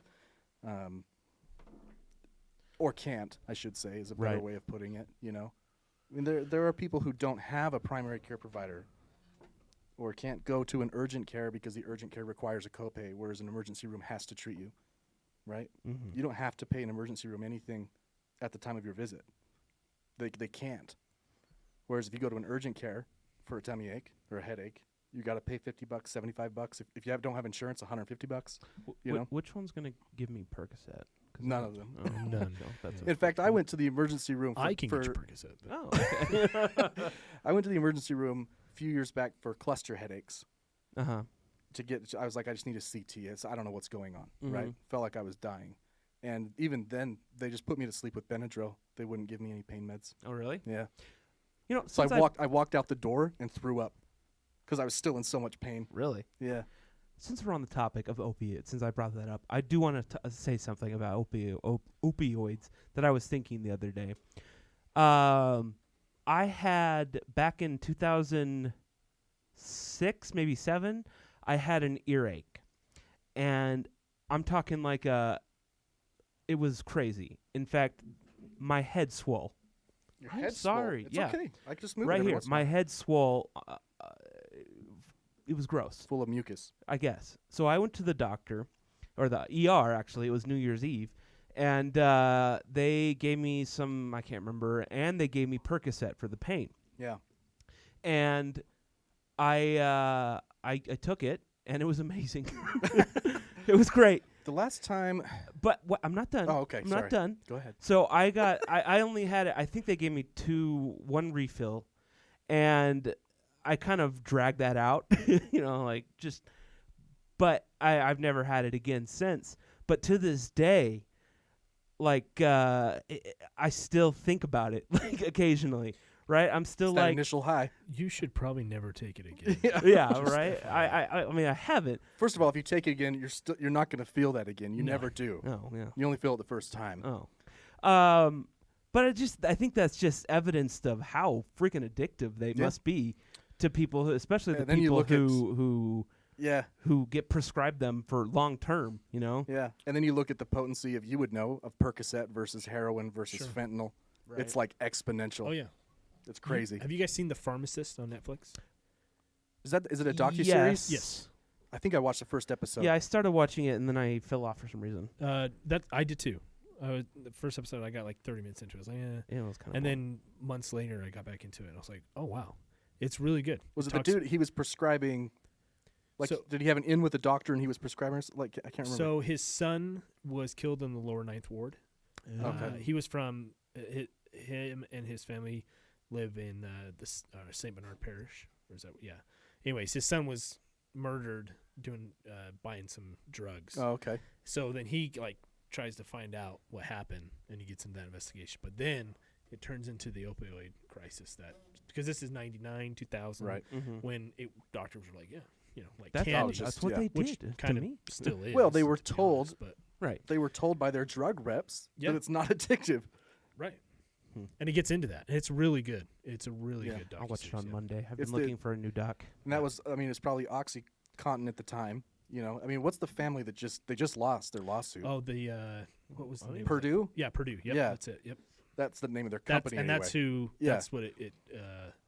All That's who of- they highlight. Yeah, all of the and there's because their drug reps are on it Yep. as well. Yes, now I remember. Their Yeah. drug reps are on there saying the company told us to tell doctors it's Right. not addictive. Right. Oh. The pamphlets were like, this is. Yeah. They had info commercials or not info commercials, but they had their Like training videos. yeah and Yeah. and their patients were like, this is it's a miracle pain pill. It Yeah. takes it away. And Fascinating. I don't need. They any. should be sued. Oh, they did. and Unfortunately, They- Purdue lost a lot of money, but the Yeah. family didn't. The family are still very much billionaires. oh yeah. That's nuts. Yeah, they paid out. There's even, I think a bunch of counties in Utah even joined. It was a class action. It was yeah. Yeah, it was a giant class action lawsuit across the country.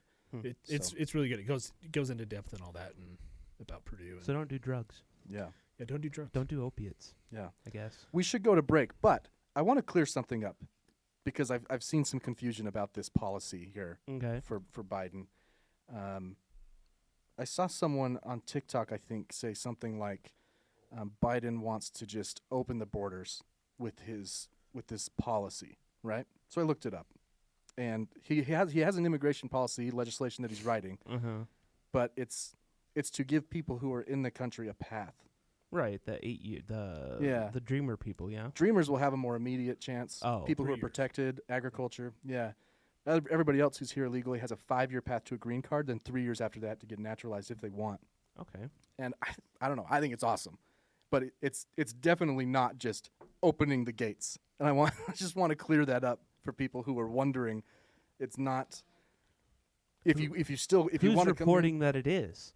I've just seen, like, on TikTok, I saw a lot of people who were like, this is bullshit. Like, all he's doing, this new legislation, he doesn't even care about people who are here. You know what I mean? No. So, and frankly, when it comes to minorities, and especially Latinos, he didn't do that well, or as well as he thought he would in the election, right?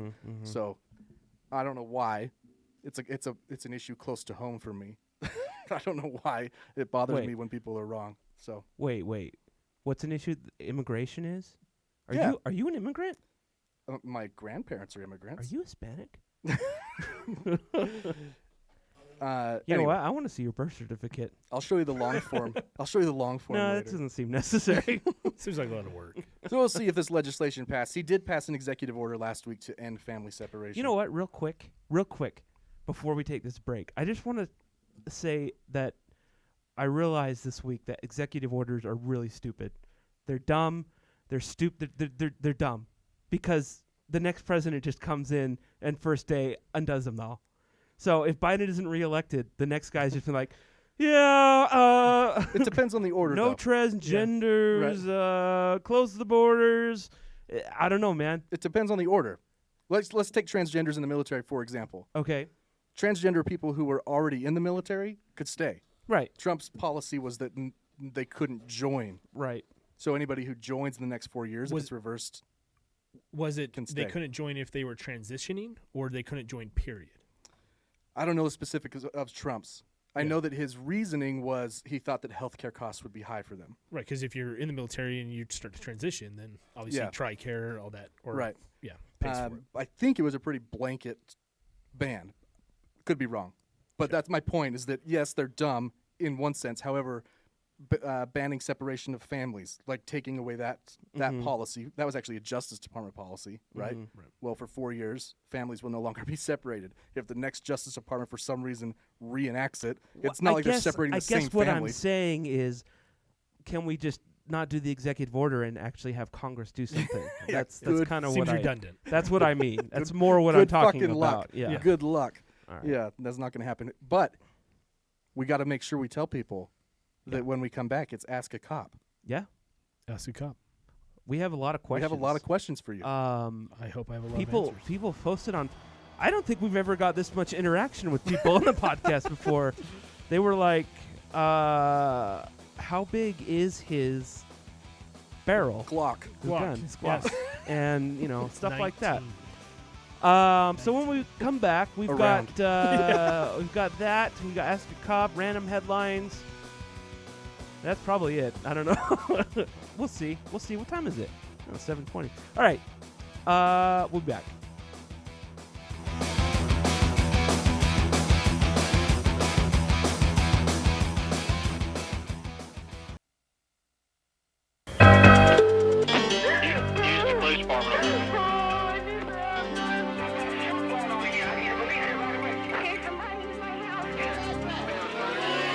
This is 911. Do you have an emergency? Is this Rescue 911? Yeah, man. It's the old. Yeah. Classic. Great. Well, welcome back, everybody. Remember. William Shatner. We used to watch this show all the time. Oh yeah, he was the host. Yeah. He was the host of Rescue 911, Yeah. and then Unsolved Mysteries came on right after.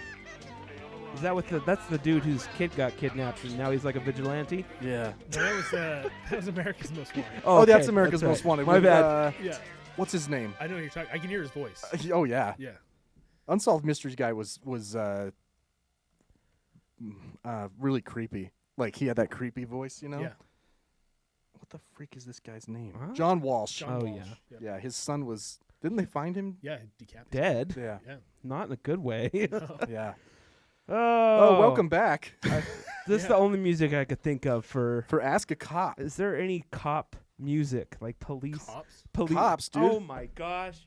We're gonna have to go back and start over. Yeah. Oh. How about we can leave with it? Yeah. I'm so stupid. I'm so stupid. Yeah. No, I'm so stupid. I liked it. Yeah, me too. I liked it better. Plus, cops got canceled. which is Rescue crazy. 911 is. I mean, that's a it's a You know what- throwback. It's you like when know- you play the ER music for Ethan. Exactly. Yeah. But I miss Live PD. Oh yeah. LivePD was fun. I don't know Yeah. why they had to. I don't. I was on LivePD. Shut No, up. you weren't. I wasn't. So What the- season? What episode? the crew didn't follow me. Okay. I was assisting the agency that was being filmed. Right on. And I just happened to. The highway patrol. Bring that thing up and a little bit closer to you. Yeah. There we go. Is that better? Yeah. There you Yeah. go. There we go. The You're talking to the side of that one. yeah. There you go. Perfect. That's cool. Yeah. So Riley is a police officer for a area here. We're not going to give the name of the department just because. Right. We'll give his badge number later. Yeah. But I've been on a couple ride-alongs with Riley that were fascinating, quite fun. I don't think that you've really lived until you've gone blaring down Redwood Road at like 90 miles per hour with lights and sirens on. I've done it with my horn. Right. It's not the same. Oh. Or whipped around and flashed your lights just to scare somebody. But It's fun. I've had cops do that to me. Well, It's just nice. know- It sends a warning. It's just fine. know that they are having fun with Sure. you. It's nothing more than that. I've even had them like where I pass, they don't flip around, they just turn them on for a sec, Right. so I see it in my Did I mirror. ever tell you that I was I in was Texas? I was going 90 on the freeway once when I was like 17, and this cop pulls up behind me, turns on his lights, starts tailgating me, and then passes me. I'm like, Did you slow down? well, yeah. Of course. There you go. Then it worked. Yeah, that's the whole point. That's the whole point. Keep people safe. It's like we don't want to get out of the car. You know? comfortable, man. Yeah, it's more. You kidding me? So from what I have gathered, Riley, he's a pretty goody cop. Doesn't like people breaking the law. As one of his coworkers told me a story when, so he's a city cop, and city cops don't normally pull people over on the interstate. True. But he took it upon himself to go ahead and do that anyway. All right, fair enough. Not even in your jurisdiction. Not even.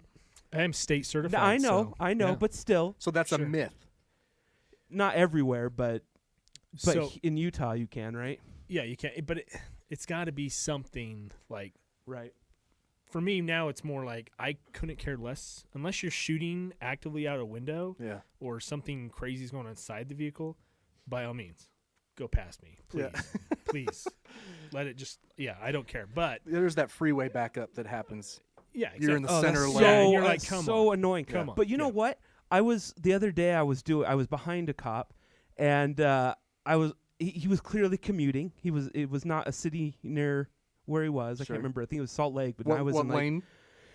I don't remember. He was in the fast lane. Oh. And I opted not to pass him just because I wasn't in a hurry. And a guy passed me and him, and he pulled him over. And I was like, Well, he's in the fast lane. well, thank you. Yeah. Thank Jeebus. you don't pass on the right, dude.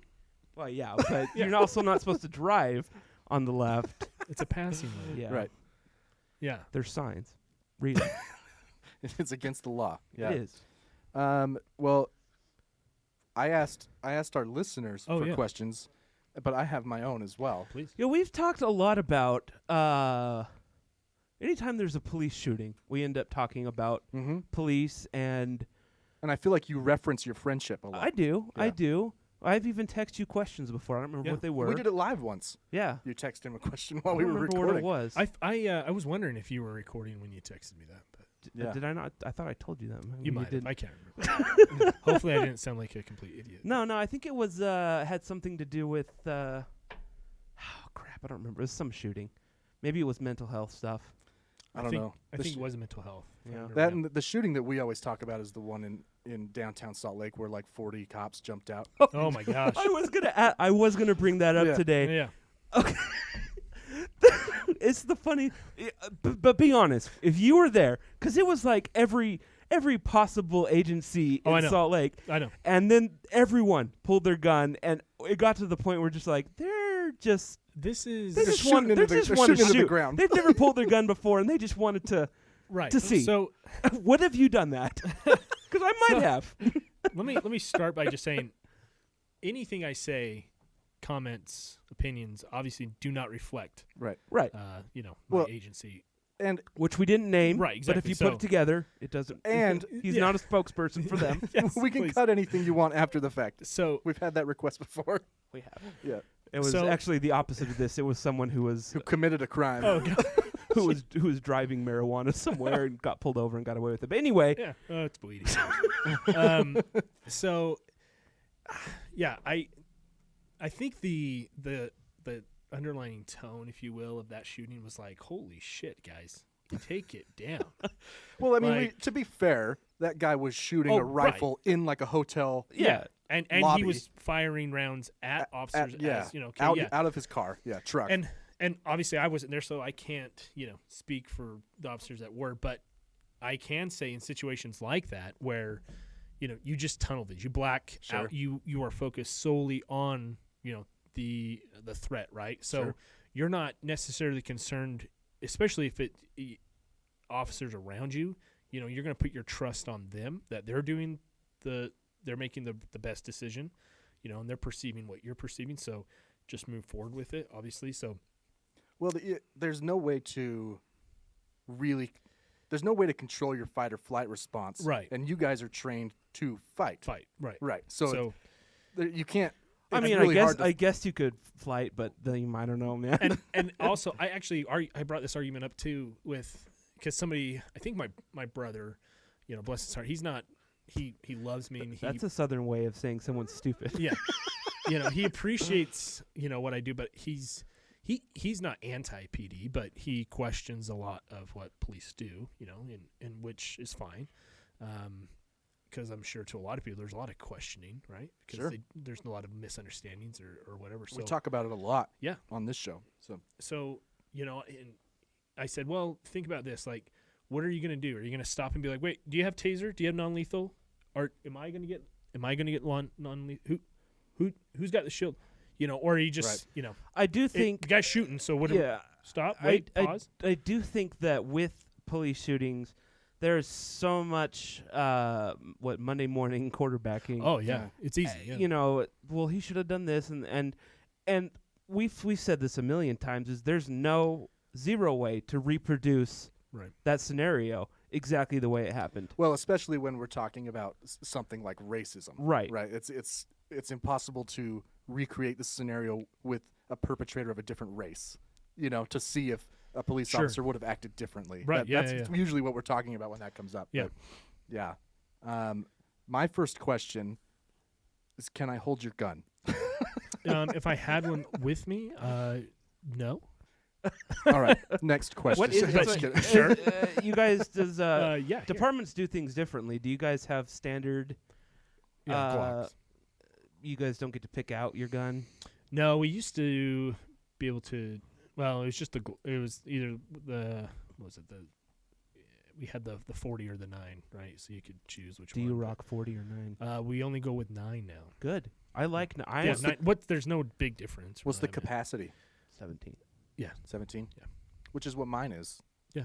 I don't have a Glock. Standard. It's like a cheap SAR. We do have some guys Still shoots, that though. have some like extended mags. Yeah. They have like maybe a few extra. 17's a lot. I think it's enough. Yeah. 52 total. I think if you go through 52 rounds, something's terribly That's wrong. what that shooting was like, though. It was like the shooting stopped, and then another car was like, yeah. pop, pop, pop. Yeah. They're like, whoa, Steve! Damn it, Steve! Is this it? Right here, yeah. It's a situation, shots fired situation. As far as how many can't find it. Officer, he I ran. can't find the actual one. I just thought it was. I thought it was funny. 'Cause I I'm just like, know oh my god, guys! We said obviously they said the number. What was it? It was like 340 shots or something like yeah, that something total. It was crazy. something crazy. It was more shots than were fired in all of Iraq last year. No, I'm just joking. So you shared a story earlier about spike strips when we weren't recording. Right. Yeah. Along those same lines. Sure. What's the scariest situation you've been in? Oh, scary situation. I mean, there's been a few where pressure's on the trigger, right? Yeah. And you're like, here, this is it, And it kind of funny going into it, that it was never. It didn't. A lot of cops are like, always be prepared for the unknown. You never know if it's gonna come down to that, and I mean that's not wrong, but you don't go into, a parked car at a park, just thinking, oh, this is gonna end in a really, really bad way, or it could, right? Right. Now, I'll take that back a little bit because obviously you want to be, you're not on edge, but you always have that little, I don't know, feeling like, okay, Sure. yeah, make sure that I go home after this, right? So, but I don't know, maybe I'm a little different from the rest of the cops. Maybe I don't know, I'm not so jumpy when it comes to certain things, and some guys are like that and they agree with me, and some guys are like, you're not vigilant enough, you're gonna get somebody hurt or yourself hurt. But yeah, it's this one call was just a regular, it's just a domestic, nothing. But those are usually when they Those are turn worst. the worst Yeah. ones, right? So, but I was newer, and we got there, and this guy, it was baby mama, had a new boyfriend. They moved out of state. They came to drop the father's, or the kid back to the dad who lived here in the state. So they showed up. He didn't know she was dating someone new because she was living with mom in Colorado. So, but she brings new boyfriend. You know. Argument ensues, then a fight between them and between the new boyfriend and the baby daddy. And baby daddy gets whooped and is embarrassed now. So he goes back. And there was a friend, another male party. It's just a friend of the two. And he comes out. He has a handgun. Excuse me. He then.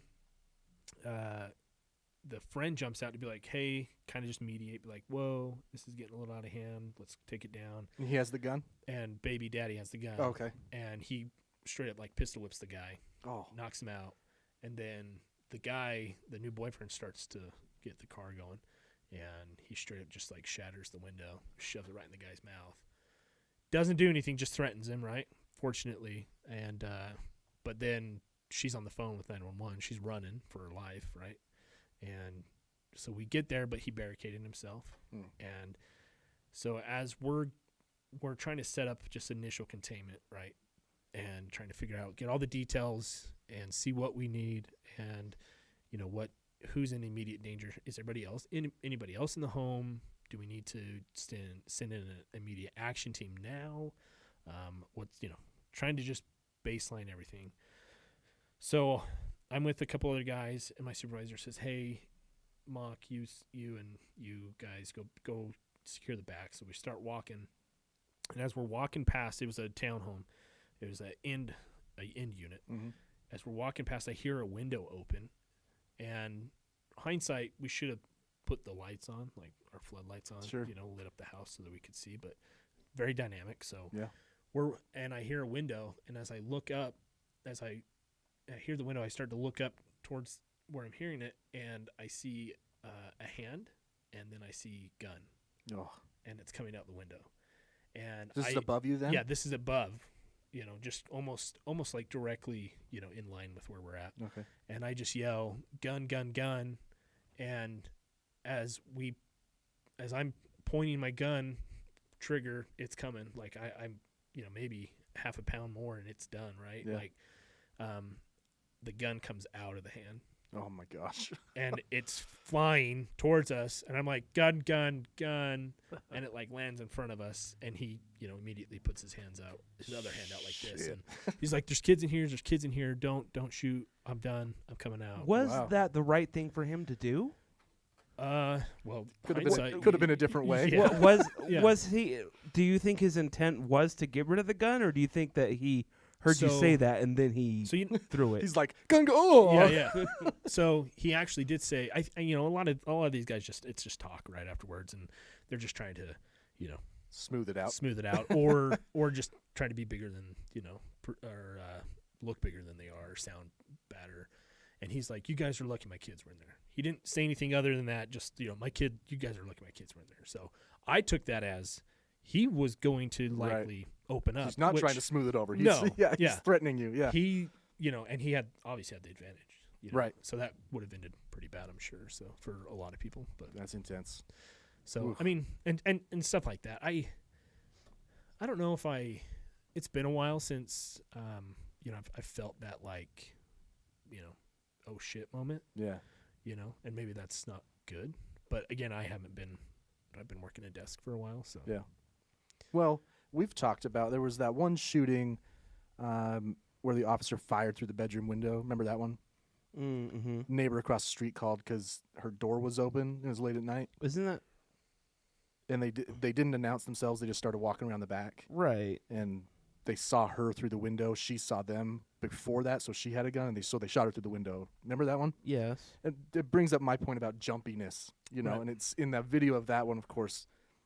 Monday Yeah, morning quarterback. It seemed like that cop was really that jumping. is- Was this the one in Texas? I think it was in Texas. Yeah. It was there were blinds were just barely cracked, so they could see her outline and see a little bit through the blinds, Yeah, and saw her with a gun yeah, that's right. Okay, because she saw them first right. and didn't know they were police officers. Okay. So he just kind of like just up and shot. Yeah, Yeah, that does. That might have been the time I texted you too. Maybe. That sounds familiar. But there was one where it was like, okay, we didn't. Yeah, maybe it was we didn't know why he didn't announce that he was like they didn't bang on the door and say police. You know what I mean? one question you've had too.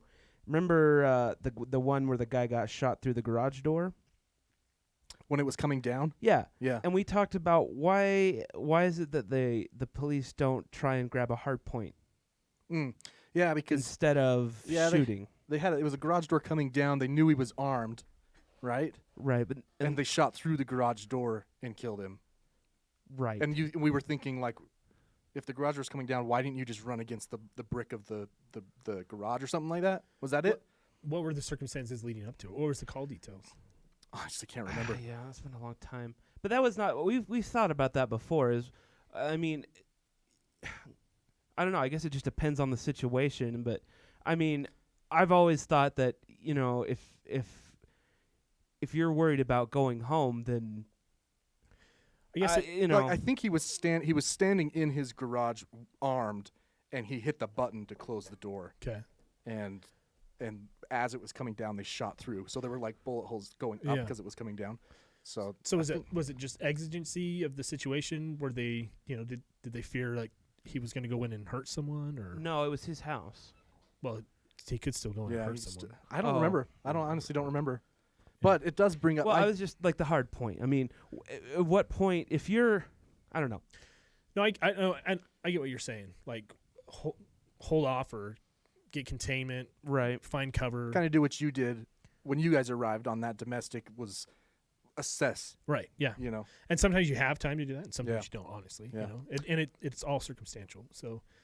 And it kind of sounds like a cop out saying it's circumstantial, but no, that's just the facts. I mean, you spent about 40 seconds explaining everything you had to do before you guys could take action, right? And I think it's a really good illustration of the thought process that many officers are going through, or someone who's in command and then issuing orders. Right. It's a lot that's going on, you know. Yeah. And they do train for this kind of stuff. What was that that story you told me last week? That exercise you went through. That was crazy. It's the virtual training. Oh, I've seen those. Yeah, like the big wall. Yeah, like a big. It's almost 360. And then like hostages come running out and you can't. Yeah. It's really great training. It's like Area 51. Yeah. At the arcade. Yeah. You can't shoot the civilians. Right. And I mean, I enjoy it. It's good because they take real life scenarios that have actually taken place, and they put you in them, and what they do, and they assess you how you would, and they let you run through it as is, right? Like, and they have, there's an officer that sits back and. If you're amping it up because of how you're doing things, he amps that actor up, right? So they take a real life scenario and then they say, okay, officers are going to respond to this. There's 100 different ways, right? Or unlimited amount or different ways that an officer can. So let's say an officer is going to have attitude back at this guy, or this officer's kind of a dick and he's going to start cussing this guy out. So you, the actor, I need you to amp it up. And so they go like that, or the exact opposite. Officer comes in, he's kind of chill, or it's just kind of played out normally. Trying to de-escalate. Yeah, normally, right? So there was a scenario, I want to say it happened in Texas. Why does so many things happen in Texas? But it's a big state. Or Florida. True. Yeah, or Florida. It's Texas or Florida for sure. So it was a 911 call. All the dispatcher could hear, or the call taker could hear, was screaming, and a lady saying, "Please don't kill me," or no, it was inaudible screaming. So they get called. So it was like a 911 hang up, right? But they were screaming in the background. So they get dispatched. Officer arrives to the house. Before he can even knock on the door, he hears a guy, male voice, "I'm going to kill you. This is it." Making threats, and a female, begging for her life essentially. So, officer makes entry because now he has exigent circumstance to go in, right? Sure. Because they're potentially his life's at risk. So, the scenario, or the film, or however in front of you, you hear the screaming, but I couldn't hear everything because I was trying to listen to the dispatcher giving me info as it's going on, and so I'm listening to my radio, but I'm hearing some type of commotion. And then all of a sudden the screen's in front of me, and it's a guy standing there, and he's about from me to Spencer, and he's got a gun pointed at this lady's head who's like pretty much sitting on the ground or kneeling or whatever. And he's like, "I'm going to kill you." And so I immediately just drew, and I was like, drop it. And I fired. Pop, pop, pop. I think I fired 3 rounds. And first round went just behind him. And then the second round hit like his shoulder and then right in here into his rib cage. The virtual experience is that detailed. Oh yeah. Like it knows. That's cool. So and it will, like, I didn't know where I shot at first. It's afterwards that the computer then says, okay, you shot here, and here, Gotcha. So, but when the guy goes down, like he flinches, the gun goes off, shoots the lady in the head. Very graphic, by the way. Right. And so then they end it. They're like, all right. And then they walk through. What happened? Tell me what happened. Okay. So you go through it. Okay. They're like, like, what would you do differently? All right, perfect. So let's run through it again. But this time, what we're gonna tell you, we're gonna ask you, did you see the infant in a baby carrier or what do they call those? A bouncer. Bouncer, yeah.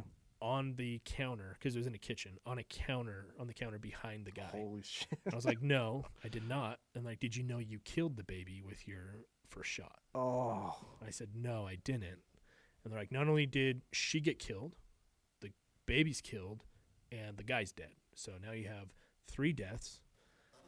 And so what would you have done better? So is that what played out in the real scenario too? That's what actually played out in the real scenario. Oh my gosh. So the officer, and I don't know if it like the first shot went, through him, Sure. or it was like something, but it hit the child, hit the little 6-month-old, and the man, his reaction, central Right. nervous system, he just fired the round and it took the lady and got the Right. lady. So their whole point was like, hey, I know you don't really have time to think in that situation, so this is why we're being trained. So headshot, because you're gonna immediately stop that, right? Or Sure. potentially stop that, right? So yeah, it was gnarly. Yeah. It was gnarly. I was like, holy crap, that's insane. Well, I mean, it's in a virtual environment. Obviously, you're surrounded, so it's pretty immersive. How is like the adrenaline compared to like an actual scenario? You know what I mean? Like, Yeah. I know it's hard to recreate, but Yeah. I mean, you go into it, or at least I went into it thinking, okay, this is training. I'm not gonna, I'm not in any real danger, obviously, and no one else is, but you take it serious, and Sure. you're like, okay, I'm gonna learn from this because it's part of what I'm supposed to do. I need to do, right? Yeah. So yeah, adrenaline, not so much. because remember you and I speculated about like a hypothesis that was like, if we could find a way to ramp up the adrenaline in an officer and then place them in that virtual environment. Oh yeah, A You know, shot. yeah, Like Some an epi epi- shot. So in the academy, I kind of had a smaller academy class, so we had more time. Yeah, They would have us like, put you in like a stressful environment Yeah. before you go into one of those. they'd stress you on the line, in Yeah. our firearms training, and they'd have sounds and lights, and it'd be super loud, and they'd disorient you. And one time they like disassembled my handgun, and they put my barrel in upside down. And they're like, hey, now fix the mistake. And I was like, first of all, this isn't the military. Like, calm the hell down. He's a Forrest Gump. Yeah, I was like, okay. And they're like, these things, we're just trying to prepare you for what could happen. It's like, when is my handgun ever going to be disassembled and my barrel put in upside down? I'm like, all right, cool. I get what you're trying to do, but If I ever see that, I'm just gonna yeah, run. I know I'm in trouble, and like I'm either should have been dead, Right. a while ago, or I'm about to die. So, so yeah, I mean, they did that for us just because I kind of have a smaller class, but and then they'll also like, okay, do so many jumping jacks, push-ups, just to kind of get you to the point where you're breathing heavy. Sure. You have to just kind of focus and really Well, that's a good way to prep yeah, it. Yeah. and just stuff like that. So, because you never know, you could be in a foot pursuit, and I could be just just as out of shape as I am, and be like, but then threats, made, and Right. how am I going to respond? So That actually leads into a question I had, which is, and obviously this will be obviously your opinion, but maybe also like canned based on your training, right? When a lot of the ones we've talked about, someone has been shot in the back. Yeah. Right. And so my question is, when is it okay to use, or when is it suggested to use deadly force when someone's running away from you? I don't know if so deadly force is authorized whenever your life or someone else's life is in immediate danger, or the risk of serious injury, bodily harm, or death, right? So So subjective. it is, Yeah. and it sucks, right?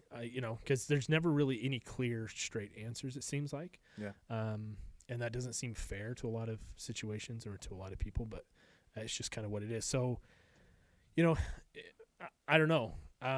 I've never been placed in that situation, so I can't say, but I've seen multiple, dozens and dozens of police shootings, and, the force science behind it, obviously, kind of explains why that stuff happens, and how come, how your brain's reacting to your body's, physical movements and actions are still reacting as your brain's perceiving the threat. And so, Right. as little as a I guess lapse there is between that, there's still that tiny little bit where your brain's like, okay, there's still a threat, or there's no more threat, but you're already there. You're already there, right? Yeah. So yeah. Bottom line though is deadly force is authorized when it's those situations. That makes sense. That was one we talked about. I Are you won't ask talking you about to, the one in Salt Lake? Where, well, and I won't ask you to litigate any of these, but it was the guy had dropped his gun. Yeah, he dropped it twice. Oh yeah, the and one he just tripped. recently. And And it was rainy. It was right dark. after George Floyd. I think. Yeah, and he was rainy, and he tripped.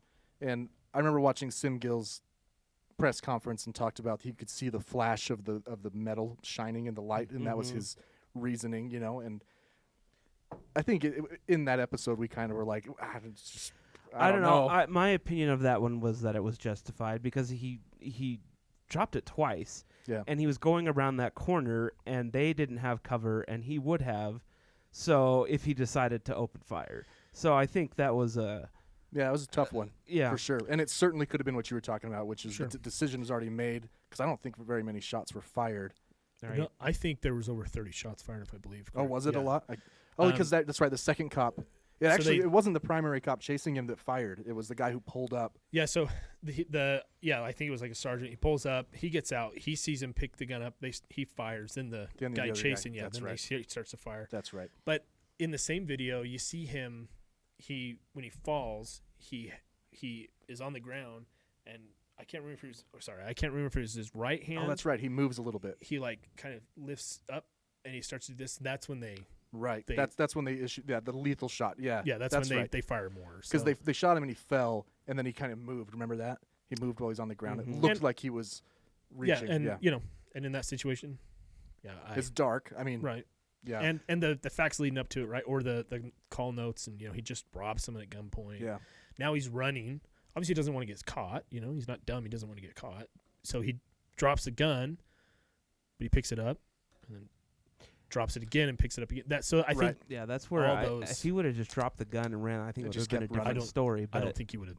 Yeah, been shot. But. Do you guys, when there are local shootings like that, do you, as a department, ever go over them or scenario them, see how they could have played out differently or anything like that, or is it just kind of especially in patrol, they'll kind of debrief as soon as all the facts are presented, right? The investigation's concluded. Sim Gill's made his, his conclusion or his saying, and even before that, when body cameras available, that kind of stuff, and supervisors have a chance to sit down and review it, be like, okay, just in briefing or in lineup, they'll sit down, okay, guys, we're going to talk about the shooting, tell me what you see, and it, essentially it's like a Monday morning quarterback situation or session, if you will, but it's more for.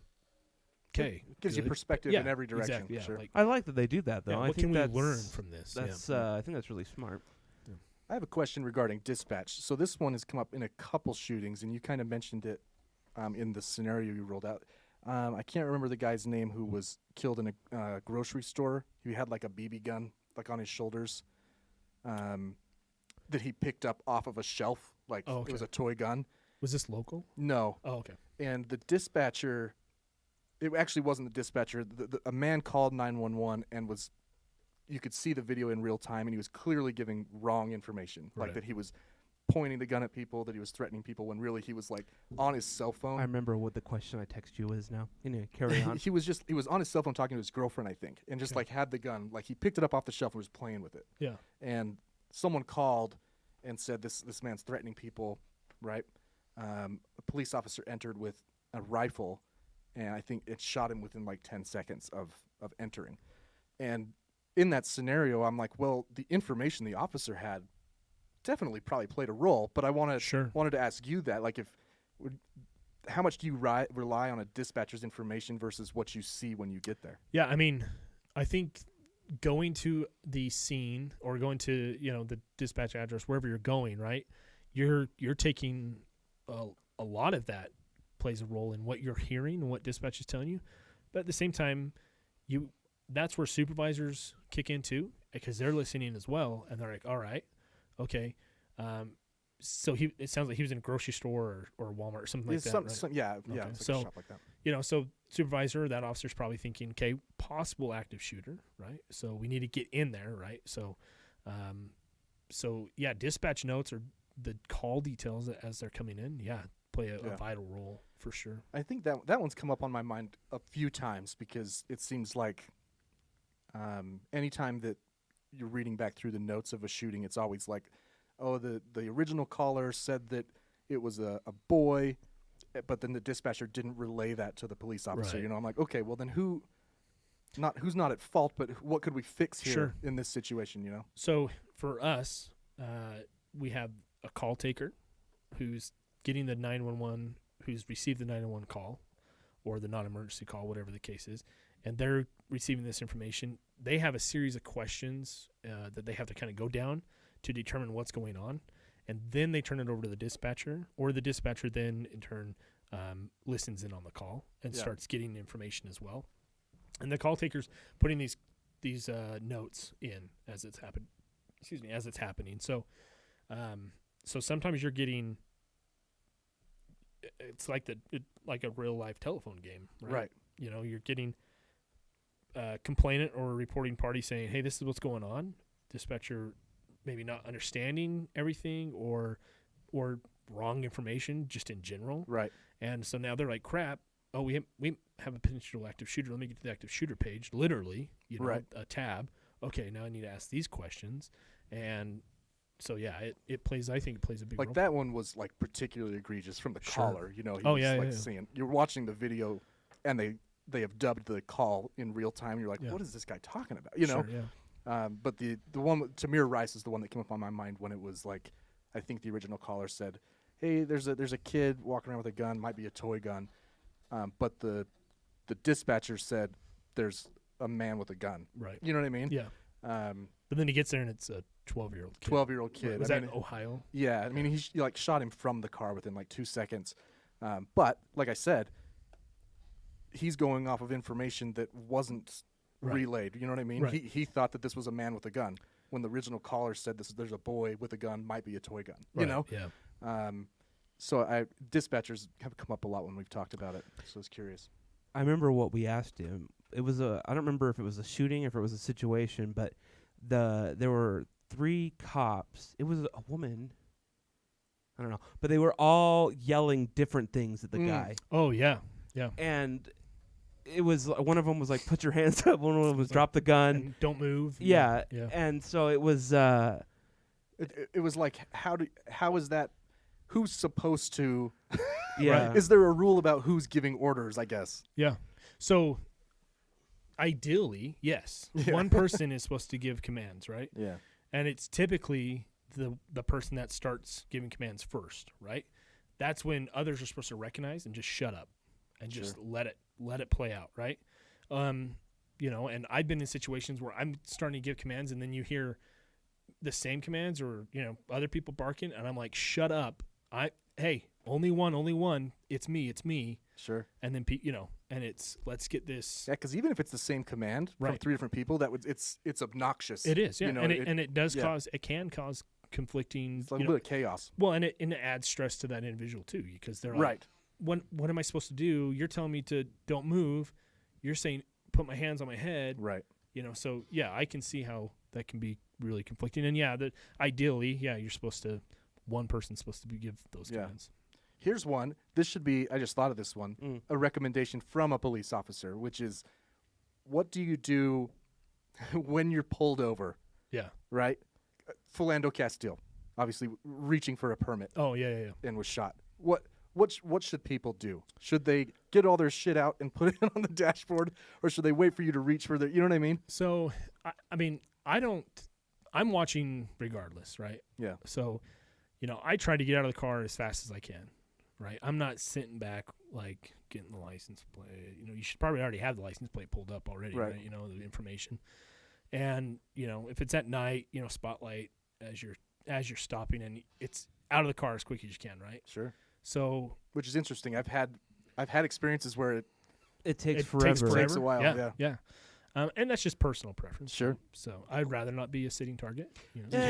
It makes a lot more sense to approach as fast as you can. Right. Doesn't give people time. Yeah, and it gives Yeah. you know, kind of makes their OODA loop go kind of crazy, right? So or puts them in that. So, yeah, and I'm watching them, and if they're like, you can see, obvious movement, like they're reaching over for the dash, in their dash or glove compartment, or they're looking down and stuff.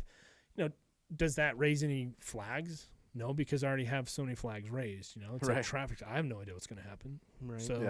So I'm just always prepared at that moment, for that. So, and I've never had anybody, suddenly reach or, be like, Yeah. And a lot of times, I'd say 9 times out of 10, if they haven't had anything ready, they'll reach for it, and or they'll say, "Are you okay if I grab my wallet? It's right here."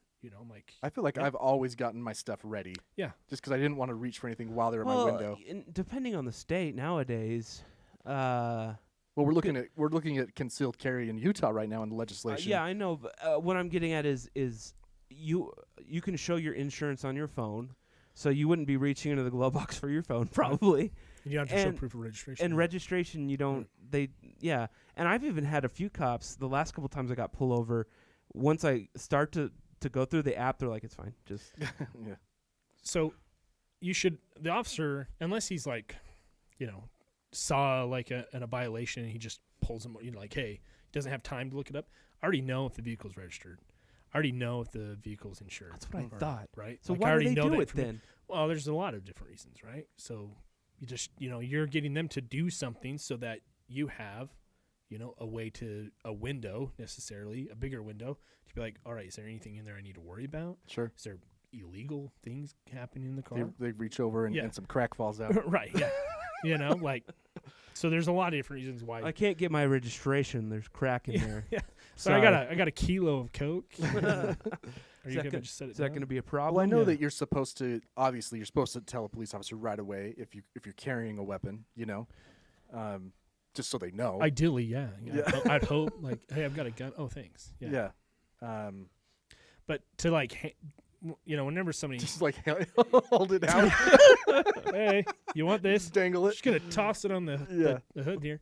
No, a lot of people say, every time I get pulled over, I pull out my concealed carry permit. I tell them, I'm like, oh, that's really nice. We appreciate that, and I'll always or typically follow up with like, oh, do you have a weapon with you? Oh, okay, cool.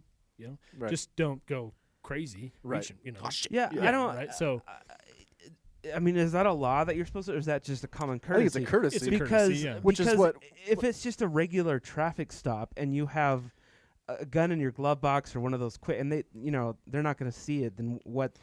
That's what happened with Philando Castile. Oh, okay. Right? He indicated he had a weapon, a concealed carry permit, and reached to get his wallet, and the cop shot him. That was in Minnesota.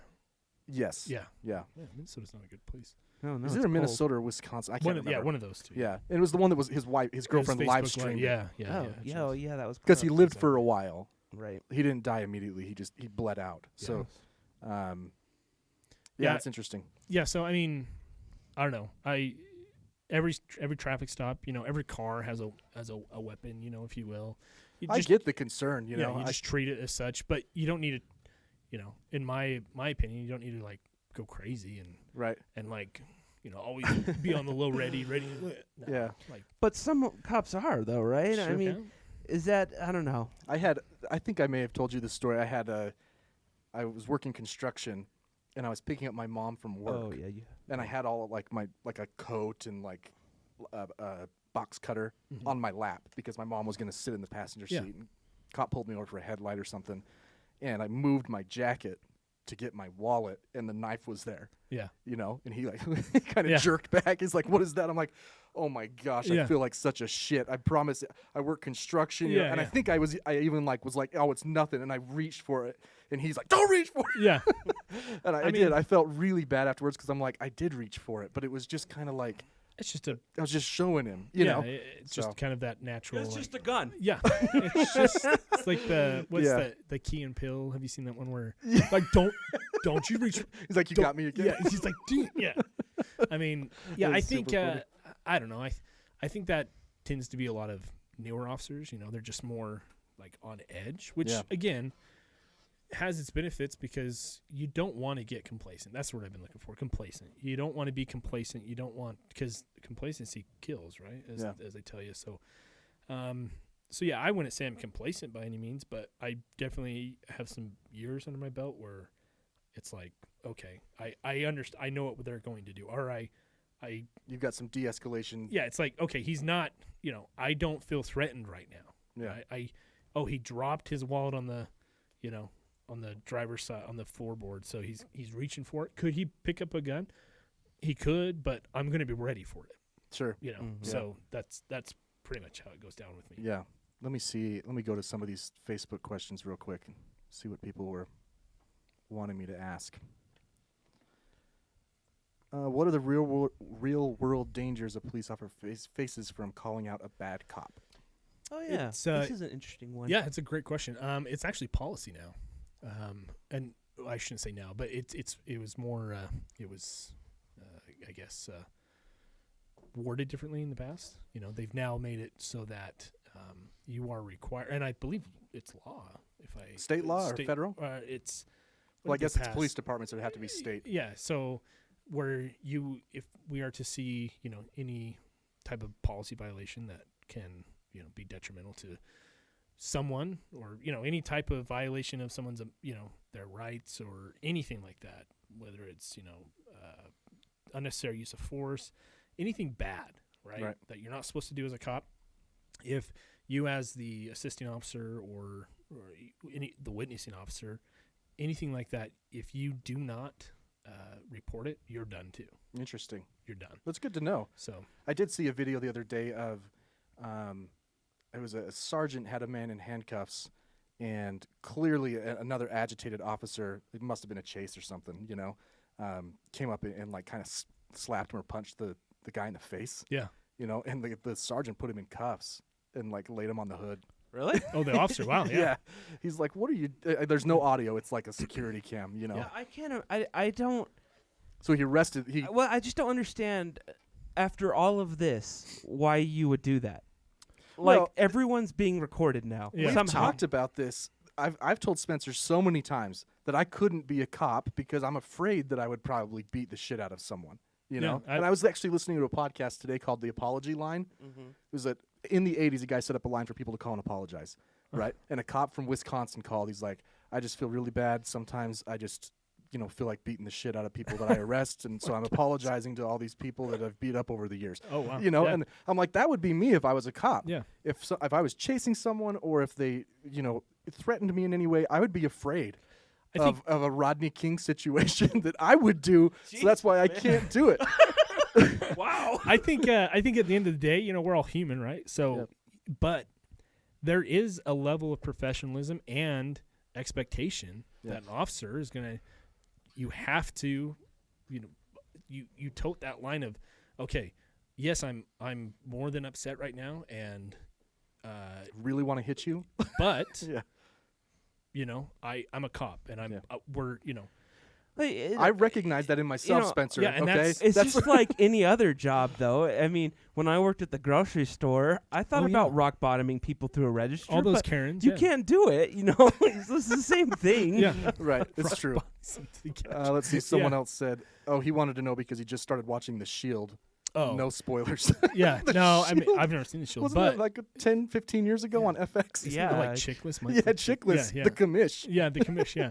No, I mean, yeah, that's the notion in within the department is like you're a rat and that kind of stuff. But Does that's that kind of exist? That's an old school mentality. Sure. And it's from my experience, we don't have a lot of older officers. Right. No, it's dude. You fucked up, man. Like yeah. Okay. And it's just holding someone accountable. Sure. Right? So, and if that has to be held accountable at a higher level, then that's Yeah. what it is. I mean, I do think that it's got to be a cultural thing, a culture thing for your whole department. The fraternity aspect. Well, right. Yeah. Like the department you work at, it probably has a pretty good commish. Yeah. Probably has good sergeants. Yeah. And they have instilled a good culture there. Oh yeah, yeah. Whereas there may be a department where you've got an old school guy who's like in the boys club and turning blind eyes to everything. Right. And, eventually it seems to catch up to them, especially as of late, like Sure. Minnesota. Yeah. Yeah. The George Floyd folks there, Minneapolis, right? Is that? Mm-hmm. They seem to have some systematic problems. Also, remember when we talked about Parkland?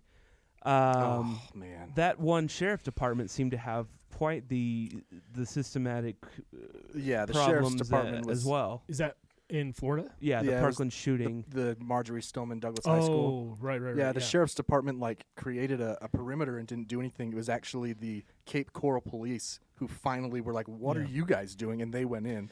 Yeah, wasn't the resource officer? Didn't he leave the hid. school? Yes. Yeah. He hid in between two buildings for Right. 45 minutes. Yeah. Yeah.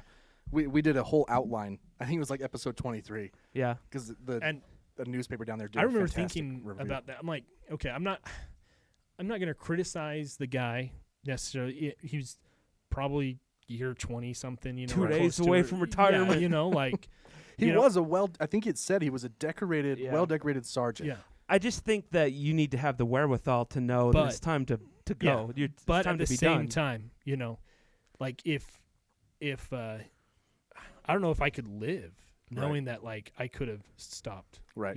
mass That casualties. man, I'll have That to have sucks. Spencer send you that article because it walks through a timeline with like graphics and There maps. were It's lots of failures. it's awful. And Oh, yeah.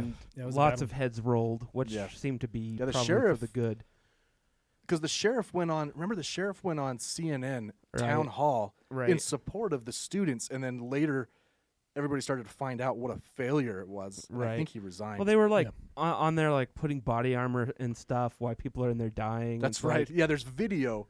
There's like dash cam video of a guy like putting on a vest while shots are being fired.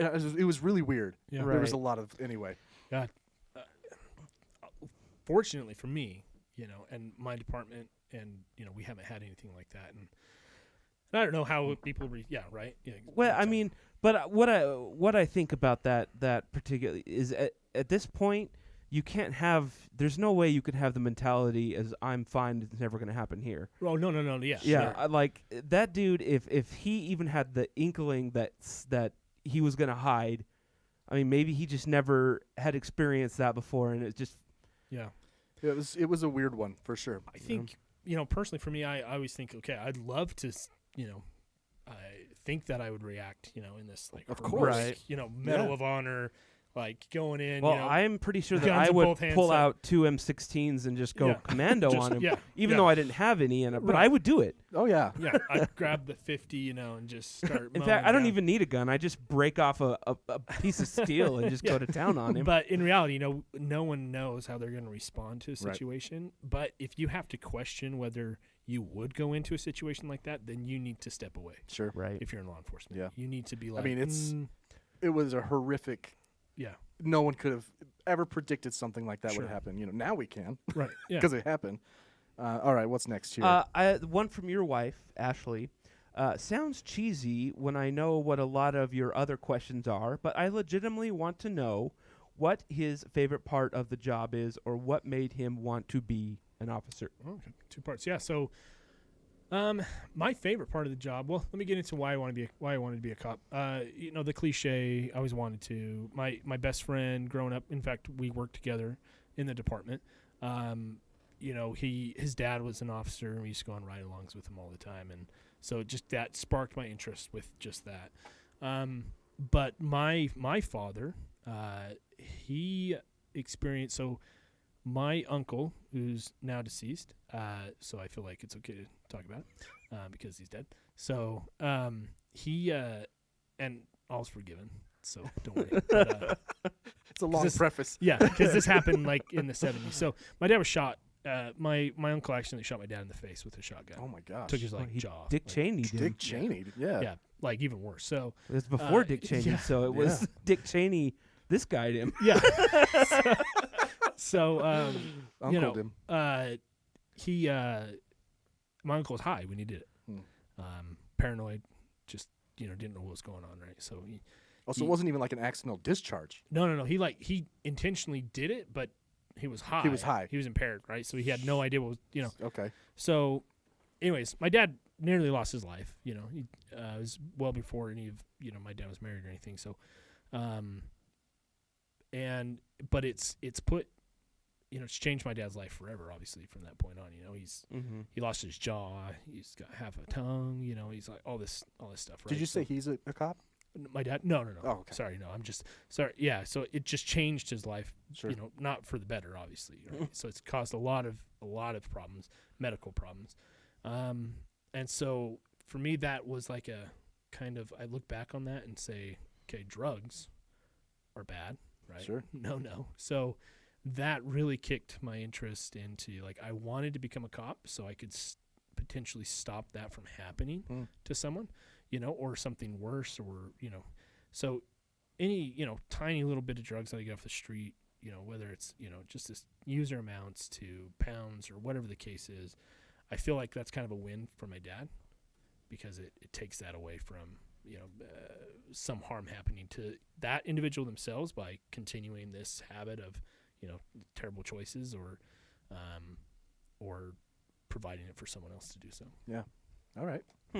What was your favorite part of the job? Did we get to that? Oh, yeah, finding drugs. Oh, Yeah. okay. Fair enough. Your most memorable traffic stop, and why was it me? This person said. You know, if I remembered every traffic stop, I would probably remember you. But my most memorable traffic stop. Oh gosh. Well, you don't do a lot of traffic stops because there's we're pretty busy. There's a whole division for that in your department. Yeah, Okay. the traffic unit does a lot of the traffic stops. But I've had some pretty funny traffic stops. You know, I like to joke around a lot. I'm a really sarcastic person, and sometimes I feel like that is bad.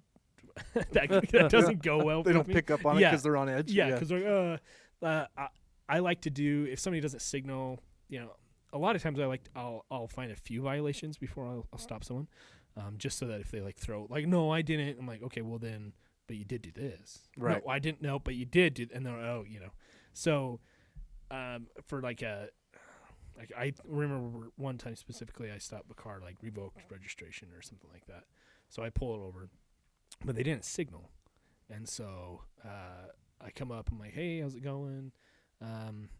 Yeah, let me get your ID. Okay, so the reason why I stopped you, I wanted to introduce something to you. It's really new. It's a pretty cool tool. I don't know how new it is to most vehicles, but a lot of cars, you know, that I know of, they do have it, but some people just fail to see it. And I reached in and I just like put their signal light down. Yeah. And I was like, if you click this down, it'll tell the driver around you, you're going to go this way. If you click it up, it says you're going to go this way. And the guy was like so scared. 'Cause Right. He's like, you're going to impound my car. And he was like, oh, is that all you stopped me for? I was like, oh, no, you got to revoke registration. I'm taking your car. But you need to also get the signal. You should signal light. Oh, I didn't man. end up taking this car, but You didn't? no. Oh. No, maybe I shouldn't say that because technically it's a shall, but I shall take your car. the law says you shall, but Sure. it's like you were close to home. So I remember when I went on the ride. I don't know if you remember this, but went on the ride along, and we went to the to pick up these kids that were like five or six girls with this older guy, and they were all smoking weed. They were super high, and the parents came and picked them up, except for this one girl. Yeah. And we ended up taking her home. Oh yeah. And she was trying to give us directions. Oh yes, I remember this. And now, you yeah. were like, right or left? I don't know which way right or I don't know. I never learned my directions. Yeah. I was losing it. I was like, oh my gosh. Yeah. Good stuff. Yeah. So yeah, I mean, I should say I took that idea, the signal light. I heard it once, so I was like, I'm gonna start doing that. And I feel like I've seen that yeah, somewhere. I do Yeah. it a lot. I do it a lot. It's fun. Okay. This one real quick. Probably need to wrap it up in a minute, but These are good. yeah, I know. I'm I having know. fun. I know. I mean, we're grilling him. I think but we're gonna. I'm think enjoying it. I think we're gonna skip random headlines today. All right. First ever. They weren't that good anyway. Okay. Are you trained to handle a mental health crisis? Oh yeah, great question. So every officer in our department goes through CIT training, which is critical incident training. So it's a week-long training, 40 hours of training that's done by social workers, the state, what is it called? We call it University Neurological Institute, something like that. They come in, counselors and all this stuff, and you sit through this week-long training of how to handle, how to identify what kind of maybe mental health crisis you're dealing with. Is it drugs induced? Is this mental health Sure. in and of itself? Autism awareness, all these different things. So I did, and we had to get recertified. It's like an 8-hour course every year after that. But we have officers that we call CIT officers, and they specifically go to Tier 2 and Tier 3 trainings, and it's longer training. I believe it's like an additional 80 or 120 hours, something like that, where they go in and they get more into depth of how to handle these types of calls or these types of individuals. And then not only that, but they work closely with our CIT detectives and who have a social worker assigned with them as well. And they go through the cases and they, assess it and send their reports to the judge for mental health court and all that kind of stuff. So it's come a long way, even from when I started, 7 years ago. It's come a long way. Is there a protocol for those officers to be rolled out? Yeah. So any dispatch call, mental, violent, mental, nonviolent, whatever the case is, a CIT officer, they have 2 for every shift. They'll be the initial on those, and they're the ones that step in. They're not necessarily negotiators or anything like that, but they have some training in just how to. They get a lot more de-escalation training. Yeah, I guess better way to say it. There's a lot of steps that go into this leads to an interesting tangent, which is the push that was badly named defund the police. Yeah. Right. Which, in essence, there are certainly some people who want to get rid of police, especially in some precincts. But anarchy. The concept being big time. Not necessarily defund the police, but maybe reallocate, having more social workers available for those types of calls. What is your take as a cop? I mean, you can throw as much money and as many people and professionals as you can, but I think the bottom line is you never know how someone's going to react. You never know how something's going to happen. Do I think you should put a citizen first into a situation where someone's, going through some type of crisis? Not necessarily. Officers going there, to be the first one on scene. I think to secure the scene, sure, yes. To have weapons involved, yeah. It's to protect it. A lot of people think that we're just going in, thinking, okay, this is it. This is when I get my 2 weeks off. I'm gonna, No, it's how can I help? What steps do I need to take now as I'm going there to deter and prevent this from going south really fast, right? Sure. And so, yeah, I think bringing people in on the scene when it's secure, absolutely, and we do that. Sure. Like with victim advocates, when it comes to domestic violence and stuff. So, but you can throw as many people at it as you can. But I honestly, it still comes down to public safety. Exactly that, and what can be done, with other programs too. What I just thought of this. It's just light bulbed. Someone who, like the people who offer you the training, the CIT training, what if they were to become a police officer? Would that be, in your opinion, something that would help situations like that even more, where they might have a little bit more, I don't know, training or talent in de-escalating? Yeah, You know what I mean? Yeah, I think you'd be hard pressed, to pay him a cop salary with the education. But there are departments like I know in New York they have programs similar to that. Yeah. This one officer, she has a master's degree in psychology and all that, and she then created a program that officers get the necessary training, and that's what they do in essence is they go out and do that kind of stuff. So I know. I mean, we've talked about that on the defunding the police and whatnot. That the question comes up. Well, when you go to a situation where there's mental health, do you need to have someone with a gun? Or if you go to a domestic dispute, do you need to have someone with a gun? And I think, unfortunately, here in the U.S., there's just too many guns. Well, I think to go to somewhere and be on, like, I think Britain gets away with it fine because they don't have as many guns as we do. There's more guns than there are people here. Yeah. So there's a gun for everyone. Yeah. Well, the essence of that conversation was, what can we take off of a police officer's plate? Yeah, essentially, yeah. Like, I mean, like a car accident. And then, right? yeah, Like, do we need people with guns to a car accident? Right. But then that brings up that remember that one where that guy was on the bus, and he passed out. They revived him, and then he got off the bus and killed the cop and the firefighter.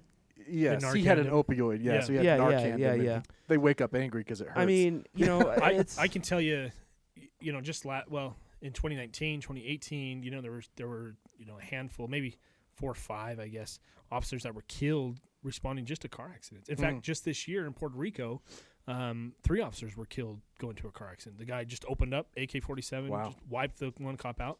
They got in a chase, and then 2 other officers were killed, unfortunately, as well. So yeah, bringing a gun to it's that old notion. You can bring a knife to a gunfight, or you're going to bring a gun to a knife. Gun to a car accident. Yeah, right. gun to a car. You're right, exactly. Yeah. So, yeah, it's to me, it's just a public safety thing. Have you ever Narcan someone? Yeah. Right on. To me, I've Narcaned, I think, the same person like 3 or 4 times. I love it. She has since passed, unfortunately. Oh, man. Do you know if she didn't learn her lesson? Does every department have Narcan now? I'd say yeah, I think so. Or at least they have access to it. Hey, Pooch. The dog. Yeah, they at least have. Cool. One thing you might find interesting, I know I did, that he told me about last week when I was talking to him, is their department has a on-site therapist now. Right. Yeah. And we've worked for companies before, and most people have, where there's a what's it called, a EAP. Yeah. And they used to have that, but now there's someone there. Yeah. And you can go talk to them whenever. Yeah, that's awesome. And good. I think that's helpful because I think people maybe don't realize the kind of stuff you guys see. Right. Yeah. And I remember when I was on the ride along with you, you were telling me some stories, and I'm there horrified. And I'm like, oh my gosh. And you're just kind of laughing it off, and I'm like, okay. But I realize it's probably just kind of a way of coping with the kind of things that you've seen. Yeah, if you don't laugh, you'll cry.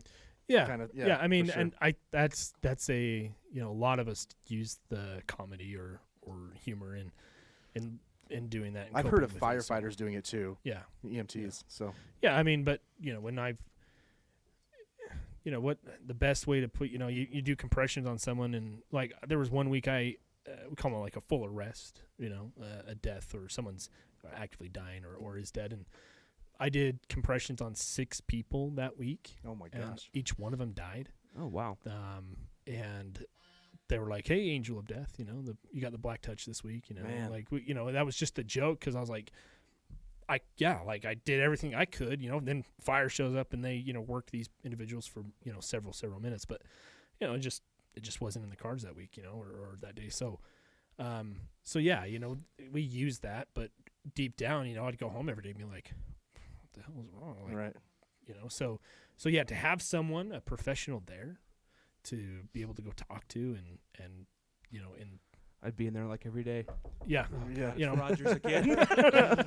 that privacy of no judgment, Right. Yeah, it's great. That probably answers Jake's question of, what does the public have no idea that you have to deal with? I would have never guessed that you'd have weeks where you do CPR on 6 different people. Oh yeah, sometimes it is, and that's Spencer showed me some of these questions, so I thought about that question a lot, and that's people don't understand like the policy procedure and the procedural things side of things. We want to let loved ones be with their deceased member, but we can't. Sure. Yeah, it was an overdose. There's nothing suspicious necessarily. Yeah, or it's a medical problem, and they're gone. They're in the bedroom on the bed, but we can't let you in. We have to treat it like an active investigation or a death investigation, because that's just how it is. That's just what the the state law mandates, right? The Right. medical examiner says that's what we have to do. So then you're at odds with Right. the victim's family. Yeah, sometimes, Yeah. and there's been times where I've gotten into all out drag out fights on suicides because they want to be with their brother or sister, whoever it was that's gone now, but we can't let them pass that because it can contaminate that scene where it's obviously we know that this is what happened. They took their life, but we still have there are rules for a reason. We still have to follow those things, and do those people get charged? No, we don't necessarily. It doesn't. They might get put in handcuffs and detained for a while until they calm down, and then it's explained to them afterwards. Why. And I've never left with someone still upset or anything. Well, like it's certainly. I mean, you spoke about tunnel vision earlier. I mean, those people in those situations. Right. It's the same thing. Yeah. The next two questions are kind of loaded, so I don't really. Yeah, I didn't like those. Why do some police feel justified in doing violence against peaceful protesters and journalists? Certainly bad cops out there. Like what? How are you supposed to answer that? Right. Yeah. Brad. It's all. Oh, that was Jesse. Brad Jesse. says even kind of worse. Is he? I think he meant conscious. Is he conscious of when he's a bad cop? And what's the percentage of his good cop versus bad cop? This must be when you're talking with a subject. Yeah. If he says he's always good, then right there he's bad. What? Come on. What's a good cop? What's bad cop? Yeah. I mean, what is it? Have I made mistakes? Hell yeah, I make mistakes. I make mistakes every day. I think he's assuming like. Oh, do I steal drugs and money? That all cops have some shifty side gig or something, or. I mean, yeah, I work at St. Mark's part-time security. Or is he thinking like that you are interrogating people a lot and that you're playing the? I don't know what he meant by that, but that's okay. It did seem like a pretty heavy-handed question, and No, and I'm okay answering briefly, right? I mean, I have a body cam, Sure. And a lot of people think like, oh, you can just shut it off. Well, yeah, you're right. I absolutely can shut it off. I can, but if I do, there's another cop next to me that has a body cam, and there's that person that's So some cities have passed laws, or states have passed laws against that now. Yeah. That if your body cam's off, you. Well, yeah, it's a policy violation if we don't turn our body camera on. There are times where my body camera has legitimately malfunctioned. You double tap the power button. Sure. Well, it's always on, I should say, but when you double tap it, it turns a recording and it pushes back 30 seconds. Right? You don't get audio. You get audio for right when you press the record. Okay. But you have video for 30 seconds back. 30 seconds before. Okay. And some departments I think have like a minute back. But anyway, but sometimes just like a taser, taser's going to fail a lot. My body cam has malfunctioned, but it's never been an issue. Sure. Because it's no one's either complained about what happened, or there was another officer that was on scene that they could just look at that body camera if anything was ever brought up, but nothing's ever been brought up. Yeah. So yeah. I mean, are there bad cops? Yeah. Sure. I mean, and what's your definition of a bad cop? Did you not pull somebody over because it was raining, and you didn't feel like getting out of a car? Does that? I mean, like. I just go to the worst. Like the worst of the worst for cops. Like the cops that are dirty cops, right? They're taking stuff to the side, or I saw, where was it? I think it was in Boston. Just recently, officer approached another officer. His camera was on, and the cop was bragging about like running people over, or in a protest. Yeah. And of course, we don't know everything. We saw it's like 10 seconds worth, Sure. and the cop kind of signals that his camera's on, right. Turns around. Those are the ones that kind of make my blood boil a little bit. Yeah. And I can only imagine as a police officer who's good. It would really make my blood boil, you know. Oh, absolutely. I'll say I'll go to the George Floyd incident.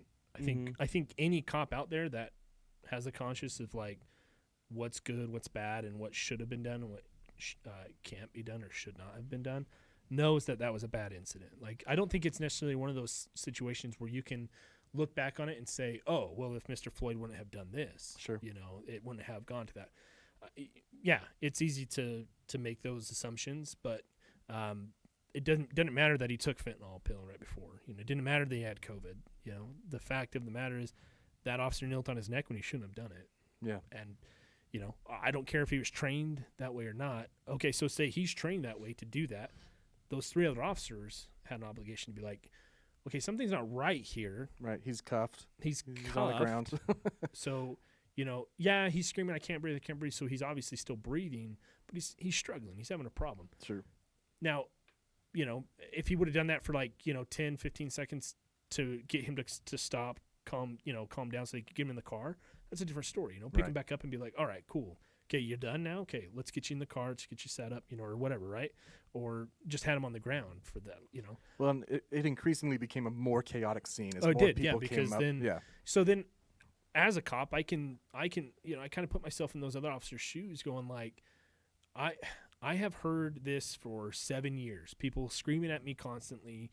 I'm going to ignore them. I'm going to kind of just block everything out, just make sure that no one's going to charge it. It's just going to be secure, right? But that's easy for me to say and for other cops to say because we weren't there, right? So, but that should not have happened, and that officer, rightfully so, and those officers, they have been charged, and hopefully what comes out of it comes out of it, and it hopefully sets an example, sets a bar, I guess. Does it ever make you nervous that you could be charged for anything? Like, does that run through your mind ever, or is it more? I don't know if it runs through my mind. I mean, there's always that, like, hey, excuse me, don't screw up, or right. But I don't think I've never been in a situation either where Well, yeah. like, oh, I violated that guy's Fourth Amendment, right? Right. Hey, sir, here's this form. I think regardless, it would be an incredible shock to be charged with a crime as a police officer. Yeah. I mean, if you, for all other reasons, are a good cop, Mm-hmm. right? And you do something. It pisses me off when you see cops like throw the a little baggie in the car and they're like, oh yeah, crap, I've seen those before. Or it takes whatever public trust and just keeps chipping it away. Right. It's so weak already. Yeah. Yeah. So let's just keep it up. But at the same time, I think the media, they perpetuate this idea that, hey, this is what is good right now, selling, if you will. So let's just focus on this. They flood it with the bad stuff. Yeah, and you never see the good and not anymore because Live PD is gone. That's right. Well, and cops. Yeah. So I'll be honest. Last summer, I was pissed for like months. Everything enraged me because I wanted just to scream it out that you guys, all these, minus the Floyd situation, right? What good was coming of all this stuff? What was your frustration was being taken out on what? Like, what reform was being pushed, right? Okay, maybe further down the line, some good is going to come out of it, and there already has. Policy's been changed, with our department, and every department in the state. There's more focus on, hey, let's get better training, more, funding for the good things that cops need to have on their training belt.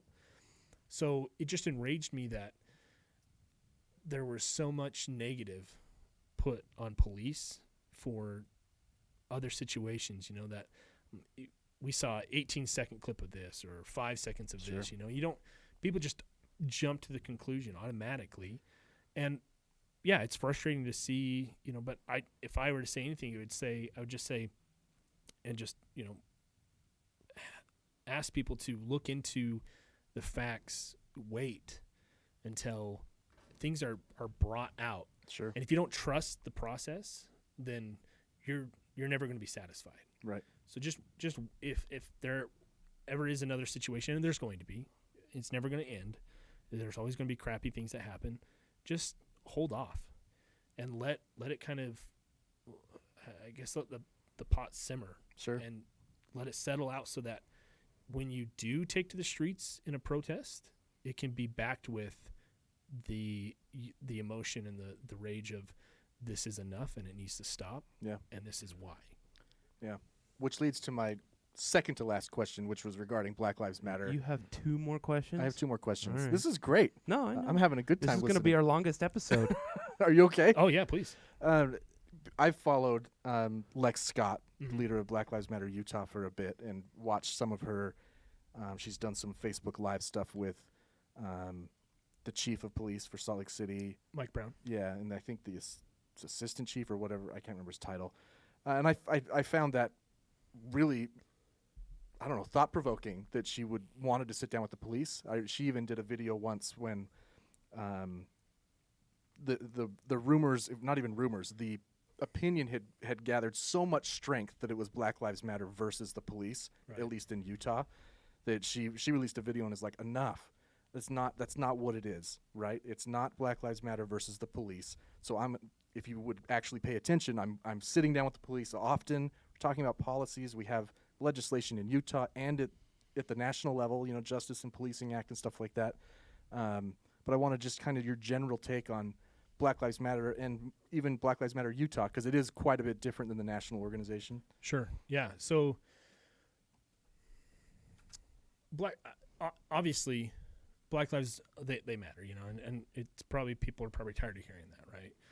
Because then everyone says, the argument to that is, well, all lives matter. Well, it's not about saying all lives matter. It's people are upset because they feel an injustice is being taken over, in this country, in the time since, even before it became a country, of how blacks have been treated, right? And so, yeah, it's an ugly past. It's an ugly, and the police have an ugly past in dealing with people of color and racism and all that stuff. I'm not dumb. I'm not ignorant to say that there aren't racist cops out there. I'm not ignorant enough to say that, or to believe, rather, that there aren't cops that do stupid stuff,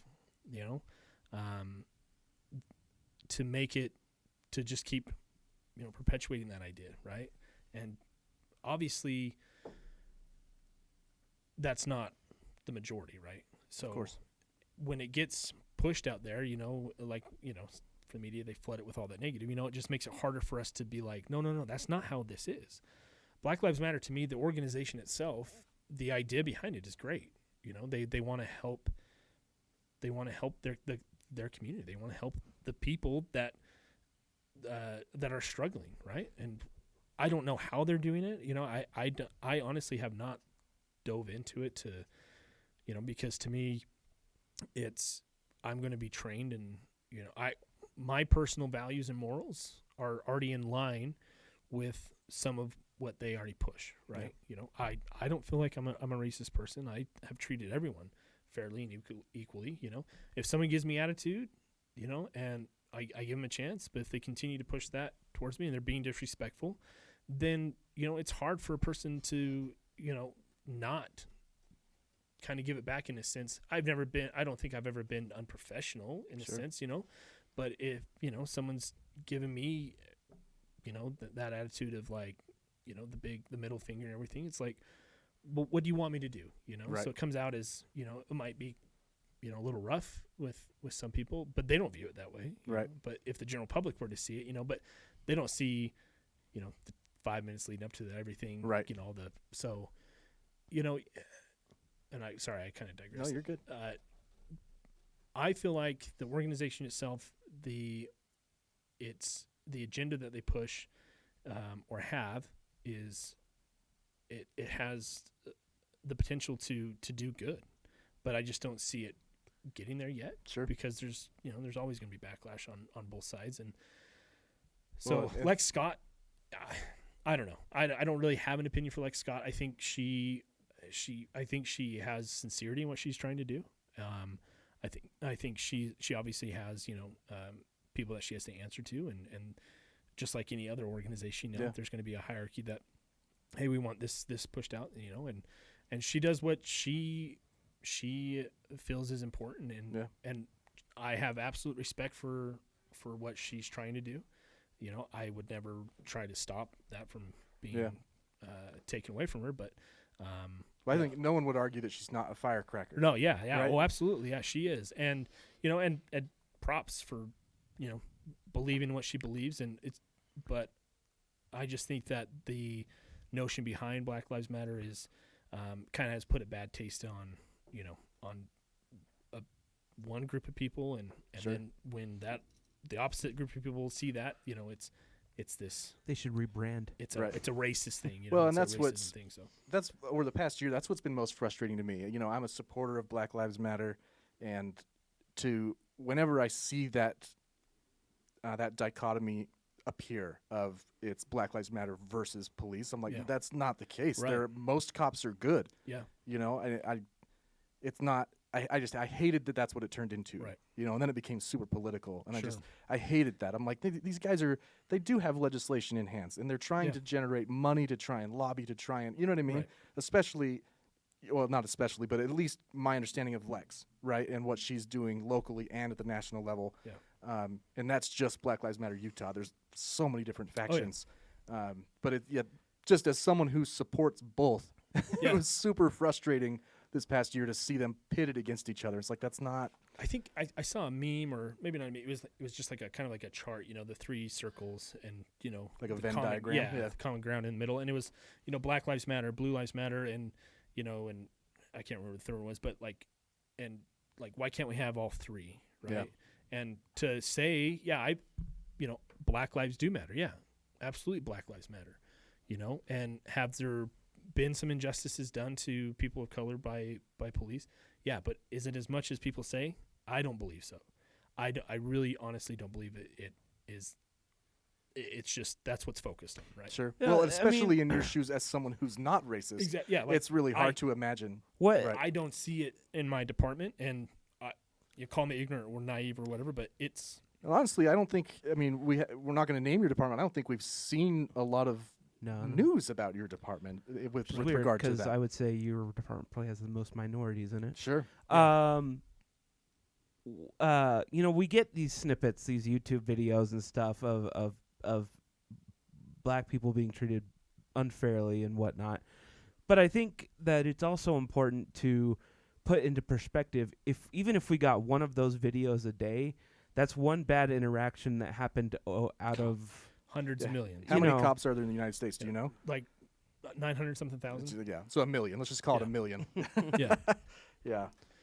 All they're- right. I mean, and yeah, the numbers are out there, and people. They can be persuaded on both sides, right? And that's the biggest thing. I just got so tired of both sides. Right.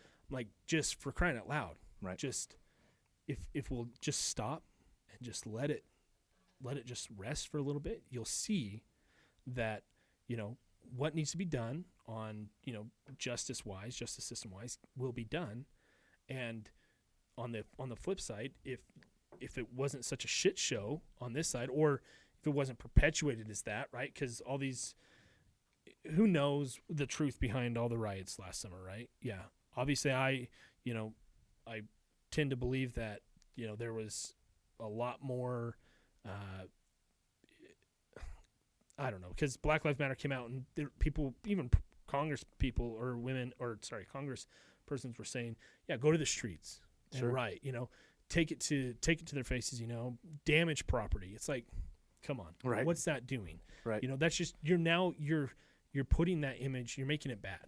Right. You're putting a bad taste in the people that want to believe in that, Right. and you're making it a bad Which is image. one thing I always appreciate about Lex is that she would basically disavow anybody who claimed to be a part of it. Yeah. That was destroying property. When they protested outside of the they had a protest not too long ago, last summer, and it was very clear from her that if any violence broke out on her side, that they would end And they would just leave. and they Yeah. would leave. Mhm. And so, and that can be appreciated. It's like, Yeah. thank you, because they have someone that they're listening to, you're the followers and the people that are there for their right to do it, Yeah.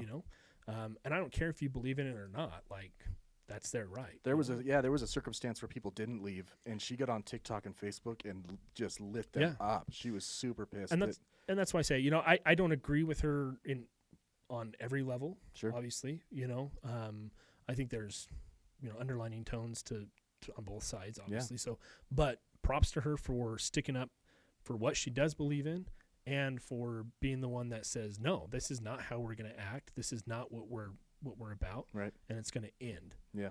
And if it does, so, like I said, I think, a lot of the guys, and I can't speak for them, but that was kind of maybe silently acknowledged, if you will, like, Yeah. like, hey, thank you. You appreciate the tick. Yeah. Yeah, and on the other side, I'm sure she, has felt the same, like, hey, Absolutely. thank you. Yeah. So Yeah.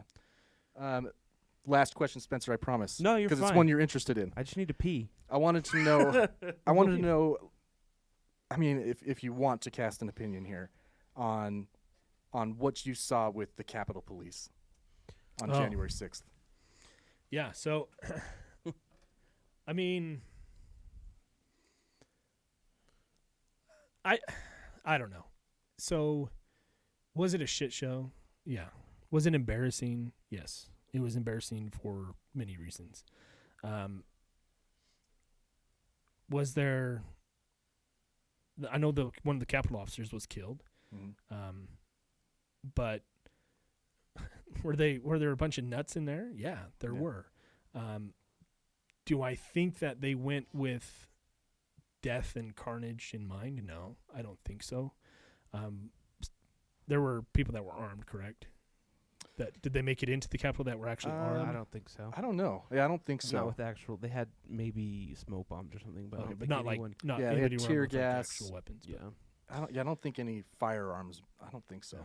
This might be an unpopular opinion, but I to call it like, I don't know. I thought like the media kind of blew it out of proportion, as far as what could have been done, right? Like there was a lot. I don't know, with the amount of people that were there, it could have been far worse. Oh yeah, and I think a lot of people had that short memory, right? Of like, there were cities on fire, and the news headlines, the bottom line was, peaceful protests continue in this city. Well, a news reporter is standing in front of a building on fire, and I'm like, did we forget what took place? Yeah, this is embarrassing. This is terrible. Should there have been more security in place, and should there have been, but it was definitely a failure of organization. 100%. Yeah. I think what's interesting, from what I've gathered as I've watched so many different videos, is you have, like, I can't remember his name, the police officer that led the people away from the chamber, who's now being, like, heralded as a hero, right? Yeah. You have a video of an officer opening the gate and waving people in. Hey, come on. You have another video of an officer being crushed. Right. And luckily another officer was able to pull him out. So it's like you had these guys all serve on the same force. Yeah. And it was confusing to me, to see, like, what's like, what's going on? Where did the breakdown happen? And right. Why? Yeah.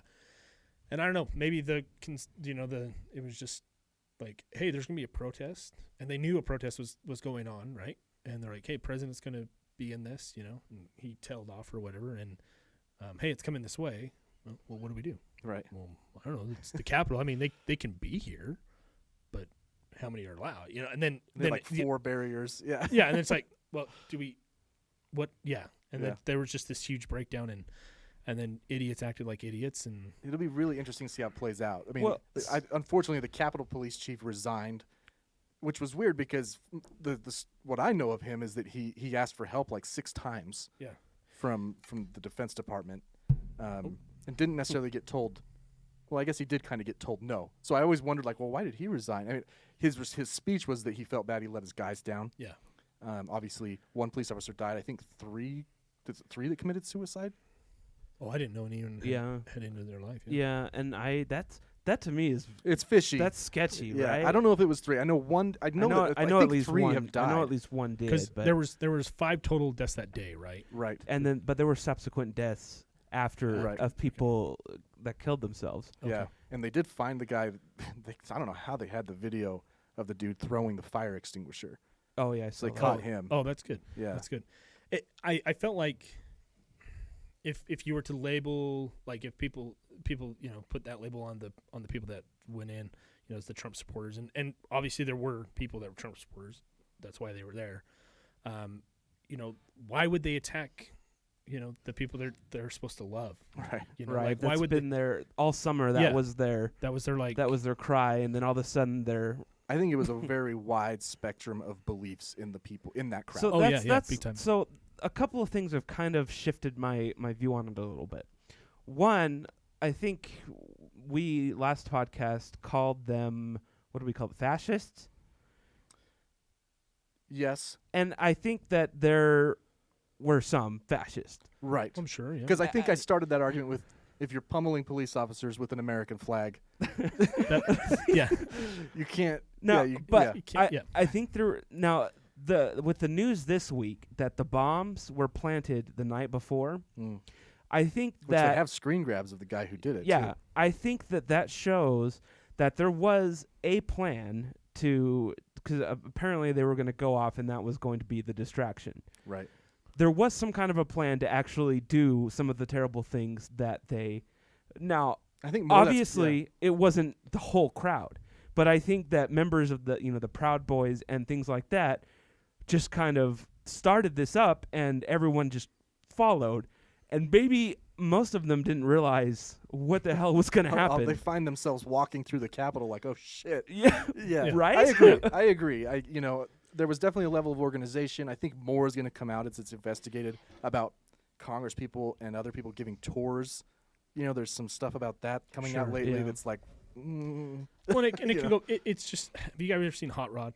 Yeah. A long time ago. Yeah. So towards the end, when they're like going to the venue for him to do the jump, they break out in like this song, walking down Main Street, and then one guy picks up like this garbage can, tosses it, breaks a window of a shop, and this riot erupts. Yeah. And then, so they like run, and then Rod and his buddies are like, "Man, that escalated quickly." And Rika, or whatever his name is, he out of nowhere, he all of a sudden he's holding this TV, and he's like, "Why could something so good?" Just the people that just make it turn out to be so awful or something like that. And he's holding this. He was like, it's sick, man. It's sick. That's how I kind of see like that situation. There's and something about large groups of unorganized people. Right. Like a hockey team wins the Stanley Cup. And all of a sudden. And there's a riot. Yeah. That's true. Yeah. I mean, well, and it's just weird. Weird. People are weird. And why, and going back to last summer, like, why were there pallets of bricks and stuff? I know. Like, it's insane. Like, yeah. What was going on? Yeah, you're like, were those planted like almost like entrapment? Right. Or were those planted by people who were planning to throw them? Right. You just don't know. What? Who's supplying this? Who's doing this stuff? The bus loads of people that, all these numbers of arrests, and they're like they don't even live anywhere near that state. That even happened at the Capitol. There was like a pallet of pipes. Yeah. Like, and what is happening? It was really weird. Pipes? There's video of them. They were. Everyone grab it. Is that they're burning pipe torches? No, it was like. Luckily, the people who found it were like getting rid of them somehow. Like they were pulling them out and like, no, we don't need these. So they weren't handing them out to like start beating. We don't need these. We've got guns. And so I mean, there were a lot of people arrested who had weapons, but that's just a DC. It's against the law to have a weapon in DC. Yeah. Right. So and I'll just say, hopefully I've made somewhat sense with what I've said in regards to Black Lives Matter, and can I outright say that I support their organization in and of itself? Well, there's some things that I don't agree with in the organization, right? And they've changed some of their you almost have to be specific though, like how I've kept saying Black Lives Matter Utah, right, versus the national organization. They're very different. They are, they are, and all these celebrities that are hey, we're gonna post your bail, we're gonna do this, we're like, what the hell's wrong with society where it's just like that Hot Rod episode, like, oh, hey, Walmart's getting freaking looted, everyone let's go. Right. They just took an opportunity that they had to make things, to make awareness.